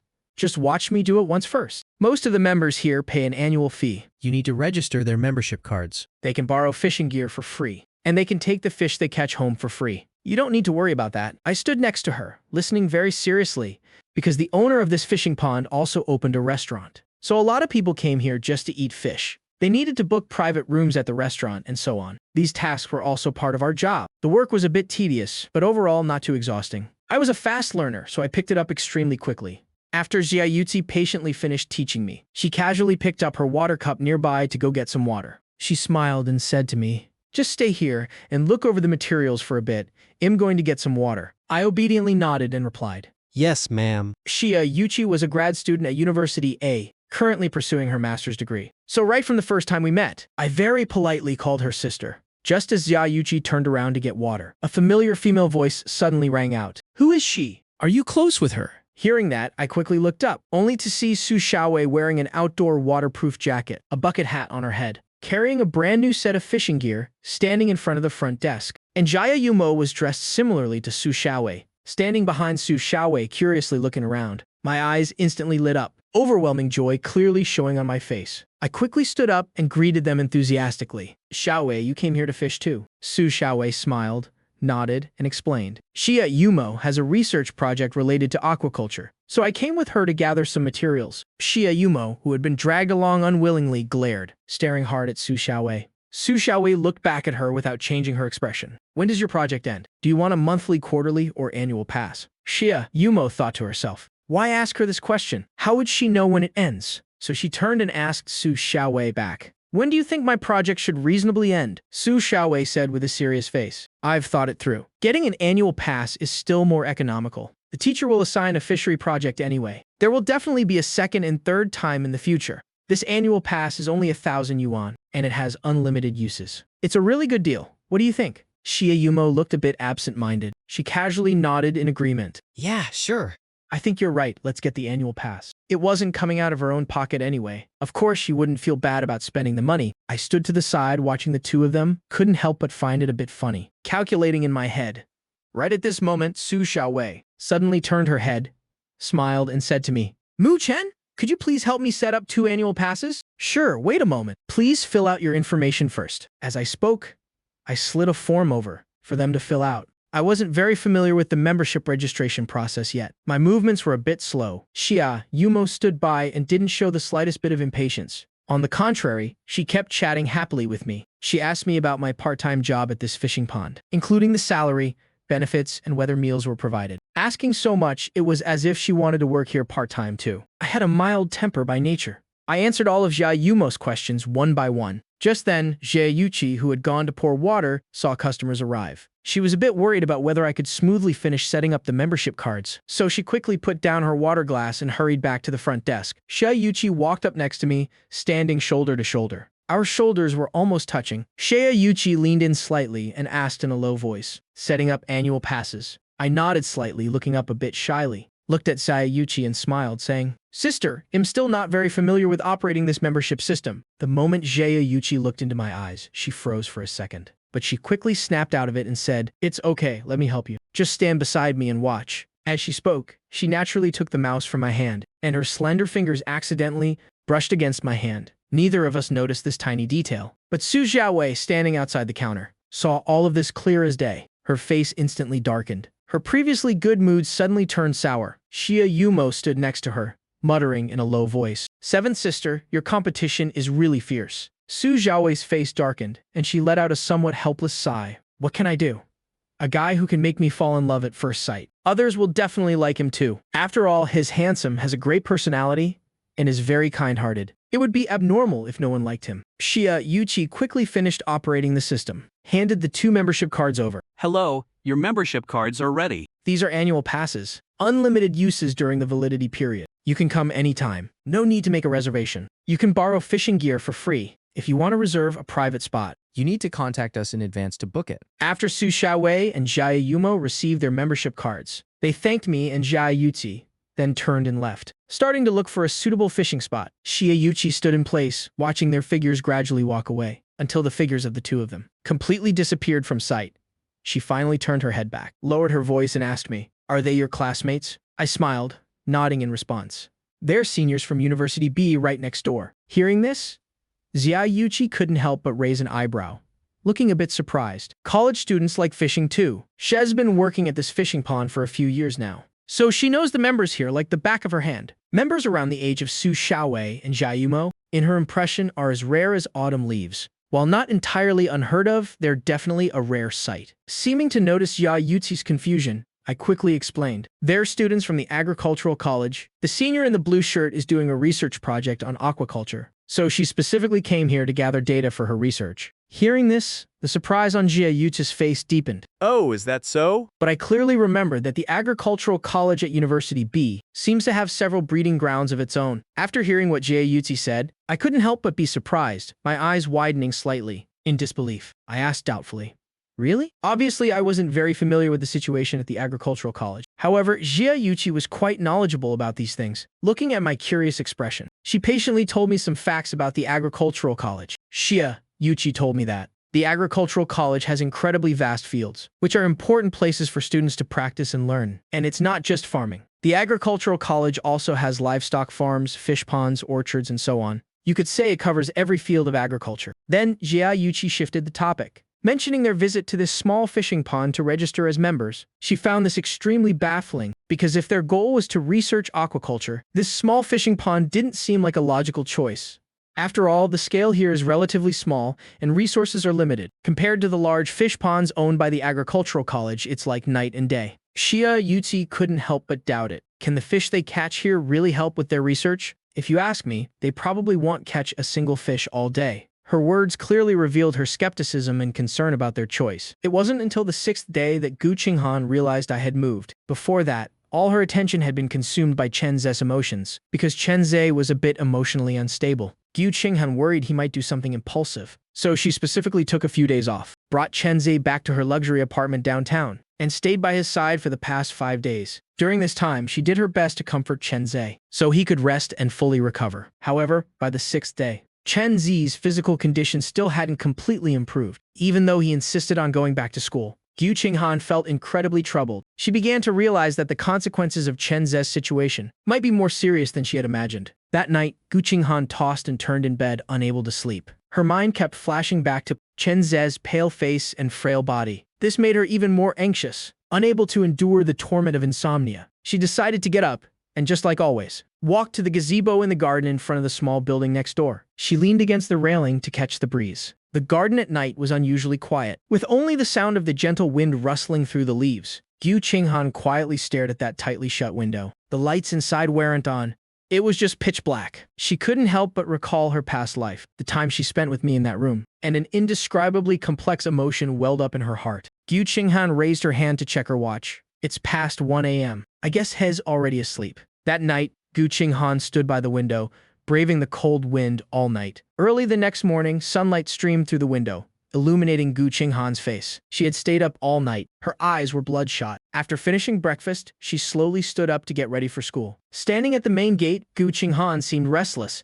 She occasionally glanced toward the small building in the back. It seemed like she was waiting for someone. Time ticked by, minute by minute. Yet that familiar figure never appeared. Gu Qinghan's brows gradually furrowed. A sense of unease rose in her heart. He leaves the house at this time every morning. Why is it so unusual today? She couldn't help but let her imagination run wild. Could something have happened? Just as Gu Qinghan was pacing anxiously, a black car slowly approached the gate. Seeing this, Gu Qinghan hurried over, ready to get in. However, when she saw the driver in the front seat, her face instantly darkened. This driver wasn't the Uncle Mew she was familiar with. It was a completely unfamiliar face. Gu Qinghan furrowed her brows, asking in a somewhat stiff tone, "Why are you driving? Where's Uncle Mew?" The newly assigned driver seemed a bit surprised by Gu Qinghan's attitude, but he quickly regained his composure and answered respectfully. "Miss, Driver Mew has resigned. The butler said he'll be responsible for driving you from now on." Gu Qinghan's face turned grim, her chest heaving. She angrily stepped out of the car. Then she stormed back into the villa. She happened to run into the old butler walking toward her. Gu Qinghan immediately grabbed his arm. "Butler, where is Driver Mew?" The old butler, caught off guard by her sudden grab, looked a bit dazed. He said with some surprise, "Ah, you're asking about Driver Mew, miss?" Driver Mew resigned yesterday. Has already left the Gu family. Gu Qinghan asked with a dark expression. Why did he resign? If he resigned, then what about Mu Chen? Did Mu Chen leave the Gu family too? Just as expected. Before she could even ask, The old butler continued on his own. Driver Mu has moved out. I heard he had to go back to his hometown to handle some matters. Mu Chen moved out as well. It seems he moved into the dorms. Sigh, Driver Mu's character is truly impeccable. I think finding someone like him won't be easy at all. Gu Qinghan's face grew gloomier by the second. She stood in silence like a statue, motionless, but her eyes were filled with turmoil. If she could explode at any moment. For things to escalate to this point, this was something she had never anticipated. In her past life, I was completely devoted to her. I loved her with all my heart. I was always by her side, never leaving her for even a second. And Uncle Mu always worked as the driver for the Gu family, even when she and I had been dating for 5 years. Uncle Mu never once asked to resign, but now that she had been reborn, everything had changed beyond recognition. What exactly is going on? Could it be that just because of her rebirth, everyone and everything had to change? Then what about Mu Chen? Does he still love me as deeply as he did in the past life? This question kept swirling in Gu Qinghan's mind, filling her with extreme panic and insecurity. My part-time job at the fishery lasted until 9 p.m. Being busy all evening left me looking a bit exhausted. After finishing up my tasks, I got ready to clock out. At this time, the lights of the fishery twinkled in the night, casting a hazy reflection on the surroundings, adding a touch of tranquility to the atmosphere. Just then, Su Xiaowei returned with light steps, carrying a fishing bucket. As for Jia Yumo, who was supposed to be fishing with her, she was nowhere to be seen. As soon as I saw Su Xiaowei, my eyes lit up. I walked over, staring at the bucket in her hand, and asked curiously, "Did you catch any fish?" Su Xiaowei's lips curled into a faint smile. She held the bucket out in front of me. I peeked inside. The bucket was completely empty, not a single fish. I froze for a second, then couldn't help but burst out laughing. Laughing, I teased her. How did you not catch a single one? Su Xiaowei stood beside me, looking down quietly at my smiling face. A gentle smile unconsciously appeared on her face as well. She lowered her head slightly, her voice soft. "It's my first time fishing, so my technique isn't very good. I'll try harder next time." In reality, she knew very well that she hadn't been focused on fishing at all. The so-called fishing was just an excuse. It was a classic case of having an ulterior motive. How could she actually care whether she caught any fish or not? After I finished laughing, I tilted my head and asked her, "Xiaowei, where's Yumo? Didn't she come back with you?" Su Xiaowei shook her head slightly and replied, "Xia Yumo had something to do, so she left early. It's getting late. Have you had dinner yet?" I shook my head instinctively. After working all evening, my stomach was already growling in protest. But this time, I thought to myself, I can't keep letting Su Xiaowei treat me to meals. So I said, "Let me treat you to dinner this time." Su Xiaowei's first reaction upon hearing this was to decline. After all, she didn't want me to spend money. But on second thought, human interaction requires give and take. That's how a relationship can develop steadily. If she accepted my invitation this time, she'd have a reason to treat me to a meal next time. Thinking of this, she happily agreed. So Su Xiaowei took the fishing gear in her hands and left it at the fishing pond's management counter, getting ready to go grab dinner with me. Just then, Jie Yuchi walked out of the building next door. She happened to see Su Xiaowei dropping off the fishing gear. She narrowed her eyes slightly, stepped forward, and asked me in a low voice, "Mu Chen, is that your girlfriend?" Her voice wasn't loud, but in this relatively quiet space, I heard it loud and clear. Hearing this question, I let out an ah and frantically shook my head. I instinctively lowered my voice, saying somewhat awkwardly, "Of course not. She's just a senior from the school next door." Xia Yuchi nodded as if pondering something. The corners of her lips curled up slightly as she murmured, "I see." I misunderstood then. Just now, she saw Su Xiaowei and me walking side by side. The atmosphere between us was so harmonious that she assumed we were a couple. As for me, Jia Yuchi's words left me flustered and awkward. By the time Su Xiaowei finished dropping off the gear and came back, I unconsciously and quietly widened the distance between us. We walked out, keeping about half a meter apart. Su Xiaowei sensitively noticed my odd behavior. She couldn't help but feel a bit puzzled. She instinctively took a step toward me, trying to close the gap between us. However, I immediately and quietly shifted a step to the other side. Su Xiaowei's footsteps faltered. She instantly realized something was wrong. I was clearly avoiding her. To confirm her suspicion, Su Xiaowei tried stepping toward me one more time. As a result, I quickly dodged to the side again. Su Xiaowei frowned slightly, unable to hold back from calling out. Mu Chen. Hearing her call, I startled and looked up. Yes, Xiaowei, what's wrong? By this time, we had reached the path leading from the fishing pond to the bus stop. This stretch of road was a few dozen meters long. It was quite secluded, with no bright streetlights around, making it look rather dark. The occasional chirping of insects echoed from the grass along the road, adding a touch of eerie stillness and mystery to the atmosphere. Su Xiaowei suddenly reached out. With a swift and decisive motion, she grabbed my arm tightly and forcefully pulled me to the side. Before I could even react, I lost my balance. Yanked hard towards Su Xiaowei. In that rushed moment, I caught a whiff of a faint fragrance coming from Su Xiaowei. That pure scent left me a bit dazed. I froze for a moment. After steadying myself, I looked in the direction Su Xiaowei had pulled me from. Right in front of where I had been walking was a large pothole. The opening wasn't huge, but if you stepped in it without paying attention, you could easily get hurt. My eyes widened slightly, still feeling a lingering sense of fear. I looked at Su Xiaowei with eyes full of gratitude. Xiaowei, thanks for saving me. Man, this place is way too dangerous. I instinctively placed a hand over my chest, my heart pounding like a drum. Su Xiaowei let go of my arm and warned me in a low voice. You need to be careful when you walk. Stop spacing out. I watched Su Xiaowei pull her hand back, the blush on her face becoming even more apparent. I nodded slightly, muttering a reply as quiet as a mosquito. I know. Even though Su Xiaowei had let go, the spot she had grabbed still seemed to hold a lingering, cool sensation. I couldn't help but secretly observe Su Xiaowei's hand. Her hand was very petite. Her fingers were slender, the joints distinct. It looked like an exquisite piece of art, making it impossible not to want to steal a few more glances. Now, just seeing Su Xiaowei's hand made my mind involuntarily flash to the image of our fingers intertwined. I silently told myself, looks like I really need to keep my distance from Su Xiaowei. The two of us went to a restaurant near University B. We had just found a seat and ordered our food. To think we'd run into an acquaintance just grabbing a quick bite. Song Yudong happened to be hanging out with her friends nearby. She accidentally turned her head and saw me eating with Su Xiaowei. A look of sheer shock appeared on her face. She immediately grabbed her phone and secretly snapped a picture. Her fingers flew across the screen, sending the photo to their three-person group chat. Gu Qinghan, your driver's son seems pretty close with Su Xiaowei. Ever since they went out to eat together last time, after Chu Ruyao revealed Su Xiaowei's identity to them, Song Yudong had been paying special attention to Su Xiaowei. She was always watching her every move. In Song Yudong's eyes, Su Xiaowei came from a wealthy family, with a background no less impressive than Gu Qinghan's. But how could her standards for a partner be so low that she wasn't even picky? At this moment, Gu Qinghan was lying alone in a pitch-black room. The thick curtains were drawn, completely blocking out the sunlight. The entire space was enveloped in a suffocating atmosphere. Empty liquor bottles were scattered all over the table. Some were rolling around, while others teetered on the edge. After getting drunk, Gu Qinghan collapsed onto the sofa, but she fell into a nightmare. In the dream, she saw herself, for Chen Ze's sake, heartlessly driving Mu Chen away. Mu Chen walked away, dragging his suitcase, his back radiating utter loneliness. Just as he stepped onto the street, a car suddenly ran a red light. It was speeding like an out-of-control beast. A deafening crash echoed like a thunderclap. Mu Chen was sent flying several meters. His body hit the ground heavily. At that moment, she was standing in front of the floor-to-ceiling windows in her luxury apartment, passionately kissing Chen Ze. Her eyes accidentally glanced through the glass,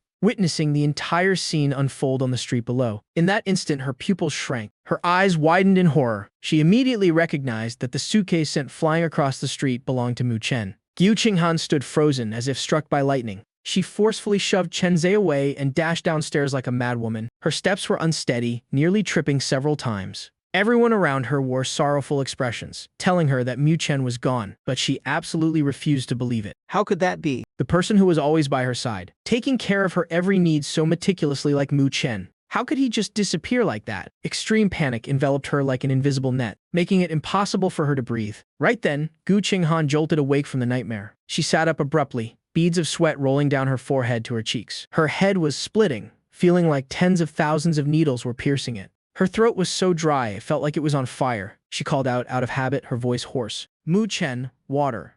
That voice carried endless exhaustion and helplessness. She closed her eyes and leaned back against the sofa. Because for the past 5 years, whenever she was drunk or sick, I was always the first one, by her side, handing her a glass of warm water and gently comforting her. In the time since she had been reborn, at first, she really just wanted to be with Chen Ze, so she intentionally kept her distance from me. But as time went on, she realized she seemed to have grown too accustomed to having me in her life. Those everyday little things, my every gesture and action had been deeply ingrained in her very being. She fundamentally couldn't leave me anymore. She leaned against the sofa, rubbing her aching forehead, and called out once more, Mu Chen. Then her voice hitched, and she slowly opened her eyes. Before her was a dark and suffocating room. With the lights off, the entire space felt unusually gloomy. Liquor bottles rolled around on the table, and clothes were strewn all over the sofa. A complete mess, because without her permission, none of the servants dared to enter her room on their own. This made her world feel even more isolated. She thought about how she had spent days coaxing Chen Zi, putting in so much effort just to calm him down, only to return home utterly exhausted. She thought she'd get a moment of peace, but unexpectedly Madame Gu interrogated her about why she hadn't gone to school. This series of events left her physically and mentally drained. Gu Qinghan covered her face and suddenly burst into laughter in the dark. A laugh full of bitterness and helplessness. Why did things turn out like this? She couldn't understand it. In her past life, I also took the medicine, but I never picked a fight with her. I didn't even demand anything from her, just silently enduring it all. At the time, she never felt she was treating me poorly. But now, when comparing it to Chen Zhe, she finally had a rude awakening. If a man truly loved her deeply, he wouldn't have the heart to make things difficult for her. And I had always been the one silently sacrificing, loving her with all my heart. Just then, her phone let out a ding, shattering the quiet atmosphere in the room. She reached for her phone. It was Song Yudong sending a photo to the group chat. She groggily tapped to view it, and her face instantly darkened. In the photo, Su Xiaowei and I were sitting in a restaurant eating. The two of us were chatting happily. An inexplicable fire of anger flared up in Gu Qinghan's heart. Why is Mu Chen so close to Su Xiaowei? She gripped her phone tightly, her fingertips turning white from the force. An intense feeling of insecurity and jealousy surged from the bottom of her heart. She suddenly realized. Maybe she was really about to lose Mu Chen. After Su Xiaowei and I finished eating, Xiaowei intended to walk me back to my dorm, I said, a bit embarrassed. It's getting late. Why don't you just head back first? I can walk back to the dorm by myself. By now, the night outside the window had grown thick. Pedestrians on the street were becoming sparse. I glanced up at the wall clock. The hour hand was nearing 10. Thinking about how Su Xiaowei would have to catch a ride back alone later, I felt full of guilt. Su Xiaowei shook her head slightly and replied gently, "The streets are a bit dark right now. I'll walk with you for a bit. Anyway, I'm in no rush to catch a ride back later." With that, she took the lead and walked toward University A. Even though I still felt bad, seeing Xiaowei already walking ahead, I had no choice but to jog a few steps to catch up. On the way, we walked side by side, occasionally exchanging a few words. The yellowish streetlights cast our shadows on the ground, stretching and shrinking them. Before long, we arrived at the bottom of my dorm building. Su Xiaowei stopped and said softly, We're here.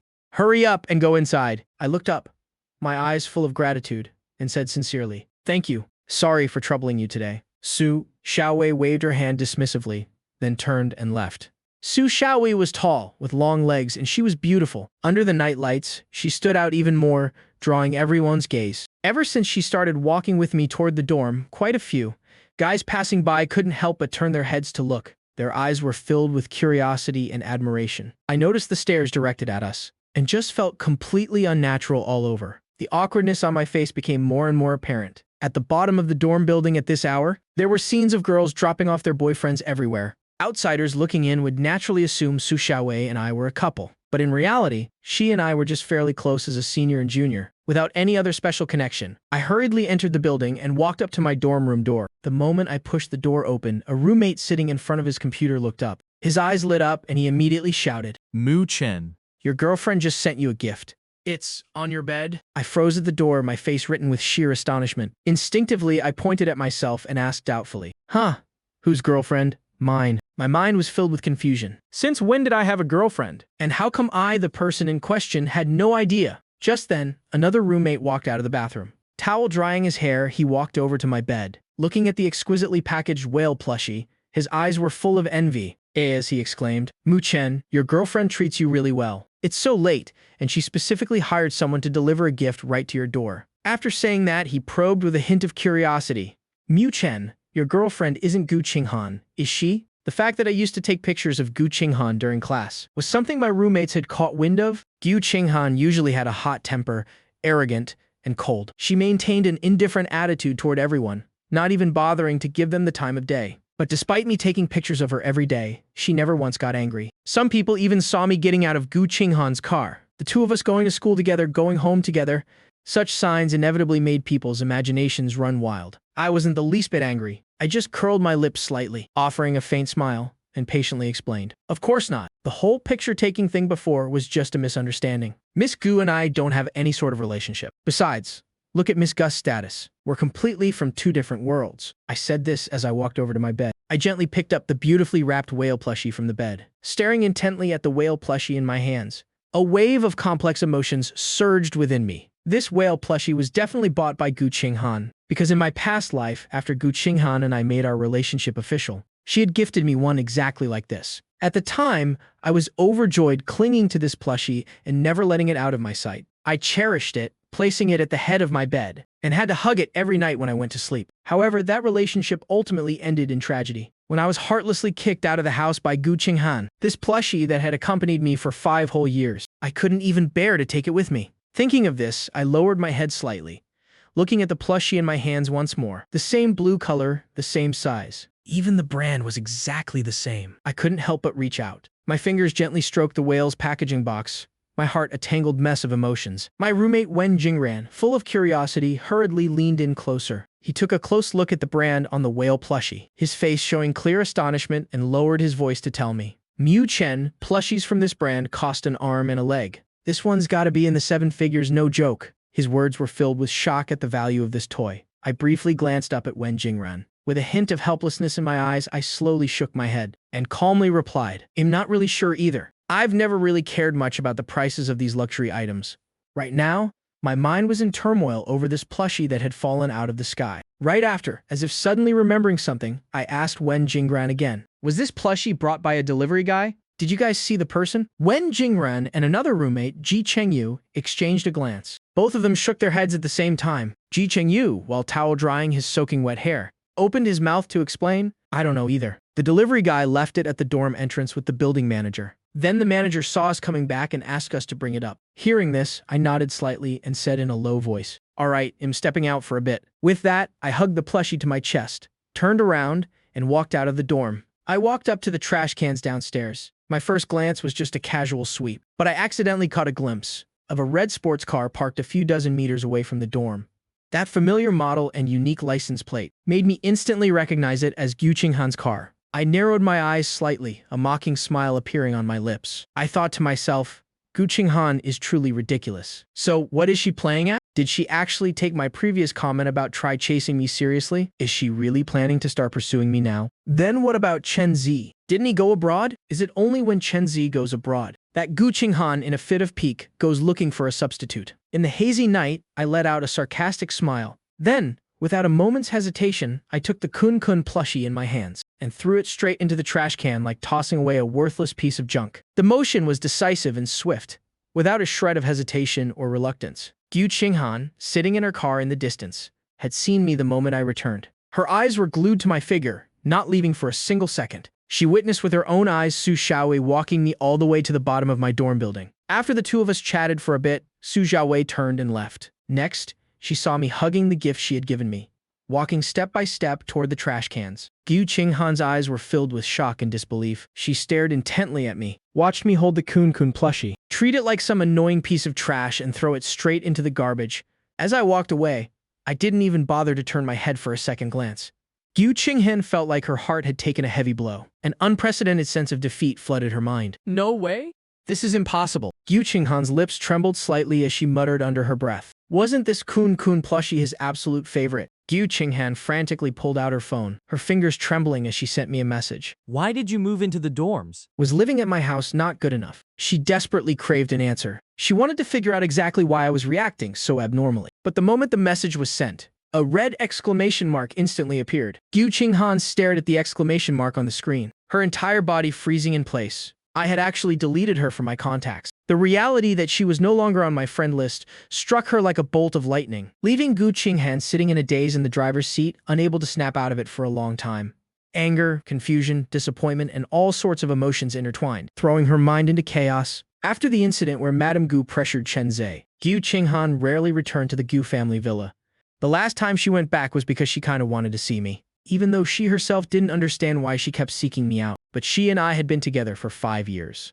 She had long grown accustomed to my care. Moreover, those 5 years of living together made her subconsciously view me as her personal possession. She was used to controlling everything related to me, but now I was out of her control. This made Gu Qinghan a bit frustrated. In her past life, Gu Qinghan was constantly tormented by migraines. Every time the pain flared up, that bone-deep agony felt like a sharp awl frantically churning inside her head, causing her endless suffering. But fortunately back then, I always meticulously blended a special incense for her. When that incense was lit, the curling blue smoke carried a distinct fragrance that filled the room. Gu Qinghan only needed to catch a whiff of this scent to fall into a deep sleep in no time. The miraculous part was that after waking up, the headache would vanish like magic. Now that she had been reborn, Her migraines weren't as severe as in her past life yet, but lately with so many troubling matters keeping her awake at night, coupled with Chen Ze's situation making her restless all day. The headache symptoms seemed to be showing signs of a dull recurrence. Gu Qinghan furrowed her brows tightly, trying to dig deep into her memories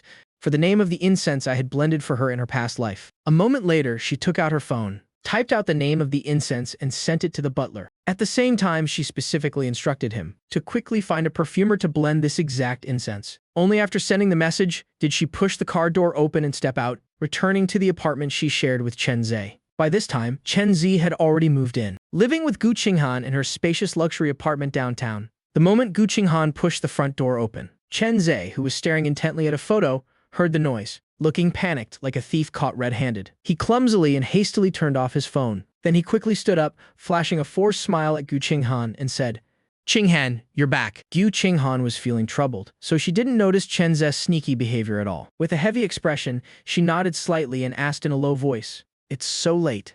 Why are you asleep yet?" She glanced up at the hands of the wall clock. They had quietly ticked close to midnight. Looking outside through the massive floor-to-ceiling windows, the street below was deserted, without a single soul passing by. Even the occasional cars driving past were incredibly sparse. The whole world seemed to have fallen asleep, leaving only the empty streets stretching into the distance under the yellowish streetlights. Gu Qinghan's gaze rested on the street outside the window, but her thoughts involuntarily drifted back to her past life. In her past life, it was on this very street that I was sent flying by a speeding car. A hint of doubt arose in her heart. This street usually had very little traffic. How could it be such a coincidence? Right at the exact moment I was crossing, an out-of-control car came barreling straight at me. With a cold expression, Gu Qinghan walked up to the floor-to-ceiling window. Leaning slightly forward, she looked down, staring intently at the street below. Seeing Gu Qinghan like this, Chen Ze felt a bit uneasy. He didn't know what was wrong with her this time. Chen Ze tiptoed over, reached out his hands, and wrapped his arms around Gu Qinghan's waist. In a gentle voice tinged with grievance, he said, "Qinghan, you've been in a bad mood lately? Is it because of me?" Sorry. I didn't want this either." Gu Qinghan withdrew her gaze from the street. The headache was getting more and more intense. If an invisible hand was squeezing her head tightly. She instinctively hugged Chen Ze tightly, her voice dropping. "It has nothing to do with you. Z, it's my fault. I didn't take good care of you." But even as she spoke, her eyes couldn't help but glance out at the street through the window again. Her mind uncontrollably echoed with the heart stopping, ear-piercing screech of brakes, and the sound of the suitcase being smashed to pieces. Even now, she remembered it vividly. The tail of the blue whale poking out from that shattered suitcase. That plushie used to be Mu Chen's treasure. Even when they broke up in her past life, Mu Chen didn't take anything with him, except for that one plushie. But why in this life did Mu Chen so decisively throw it into the trash? Qinghan. Seeing Gu Qinghan fall into deep thought again, Chen Ze softly called her name. Gu Qinghan finally snapped out of it, looking down at Chen Ze and asking, "What's wrong?" Chen Ze carefully observed Gu Qinghan's expression, his eyes full of concern. Right after, he smiled gently and said, "It's getting late.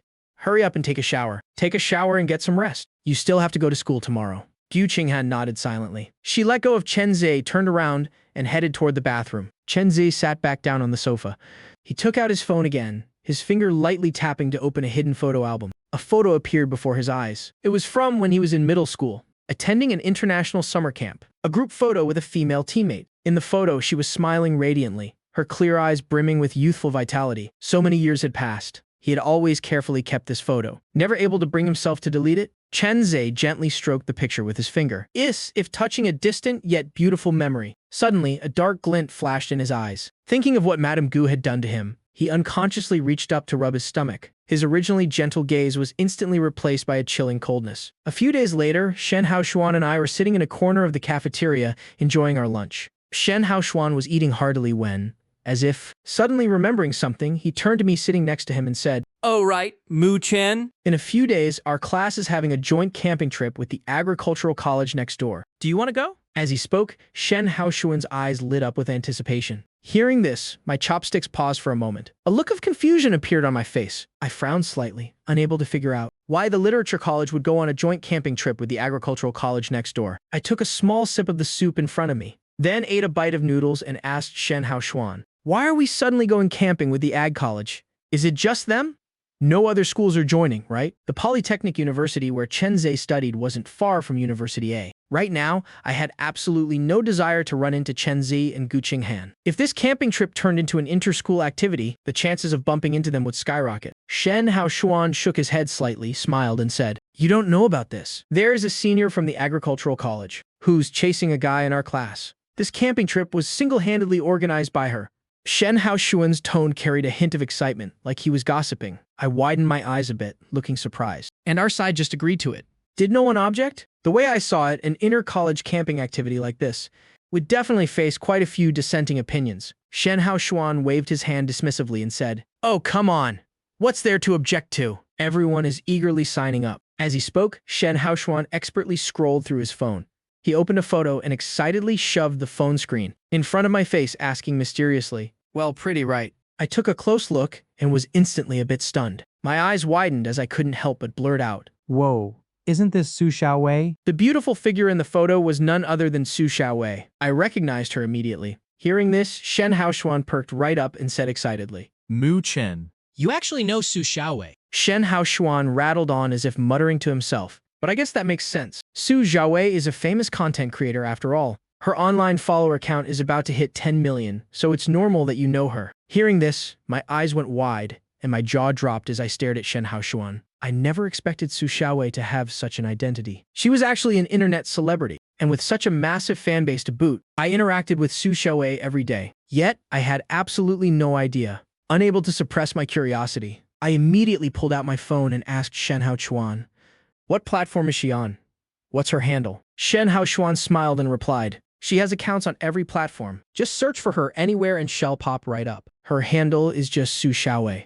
Shez never changed it. After saying that, Shen Haoshuan lowered his voice, acting all mysterious. For this camping trip, precisely because Su Xiaowei is joining, all the guys are over the moon. Everyone is fighting to go, just to catch a glimpse of University B's campus belle in person. To see what a real-life influencer with millions of fans looks like. I already signed you up. When the time comes, you definitely have to go with me. Otherwise, it'll be so lonely. Shen Haoshuan said this while reaching out, lightly tugging at my sleeve with a pleading look, while searching for Su Xiaowei's account online. I absent-mindedly nodded in agreement. All right, we'll go together. Originally, I didn't like mountain climbing at all. I knew my stamina was nothing to write home about. Climbing a mountain was an incredibly exhausting task for me. But the moment I heard Su Xiaowei was also joining this camping trip, I decided to go almost without a second thought. Very quickly, I found Su Xiaowei's account, clicking to view the content on her profile. Most of it was just the everyday life of an agriculture student. Occasionally, she would share knowledge about plants and insects. Aside from this daily academic content, most of the time she was teaching people how to plant flowers and grow vegetables. In the videos, Su Xiaowei wore a sun hat standing on a vibrant patch of land, earnestly educating everyone about plants and bugs. However, among the tens of thousands of comments, it seemed like half the people didn't care at all about what she was saying.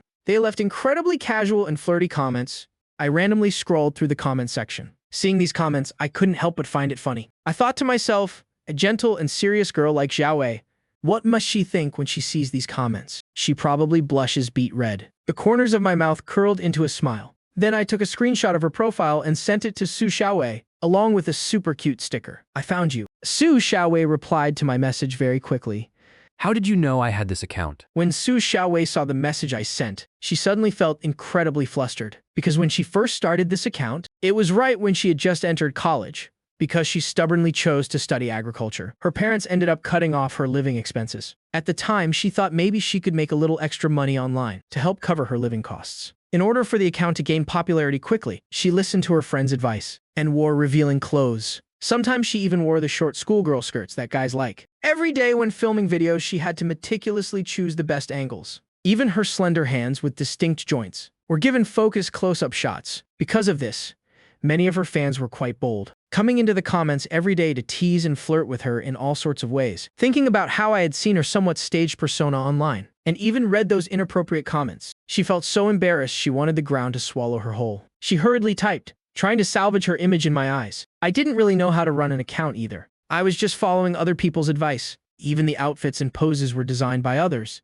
I really don't know much about it. She emphasized twice in a row that she didn't know, desperately wanting to maintain in front of me the image of a gentle and upright senior. In reality, from the moment this account was created until now, everything from the outfit coordination to the agricultural knowledge, the outline for the educational content, and even the hand gestures were all meticulously planned out by her alone. After sending the message, Su Xiaowei dropped her phone and buried her face in her hands. She felt like her world was ending. Before she had someone she cared about, she could freely interact with her fans online without a second thought, and even clap back fiercely in the comments. But now that there was someone she liked, she just felt like she was caught in the middle of an incredibly humiliating public scandal. Meanwhile, Jia Yumo had just finished pulling weeds in the peanut field. She stood up straight and wiped the sweat from her forehead. Looking up and seeing Su Xiaowei's distressed expression, she asked with concern, "Qi Mei, what's wrong? Did something happen?" Su Xiaowei ruffled her hair in frustration, her expression a complicated mess. "It's a little complicated to explain." Xia Yumo went back to pulling weeds and casually replied. Then give me the short version. Su Xiaowei grimaced.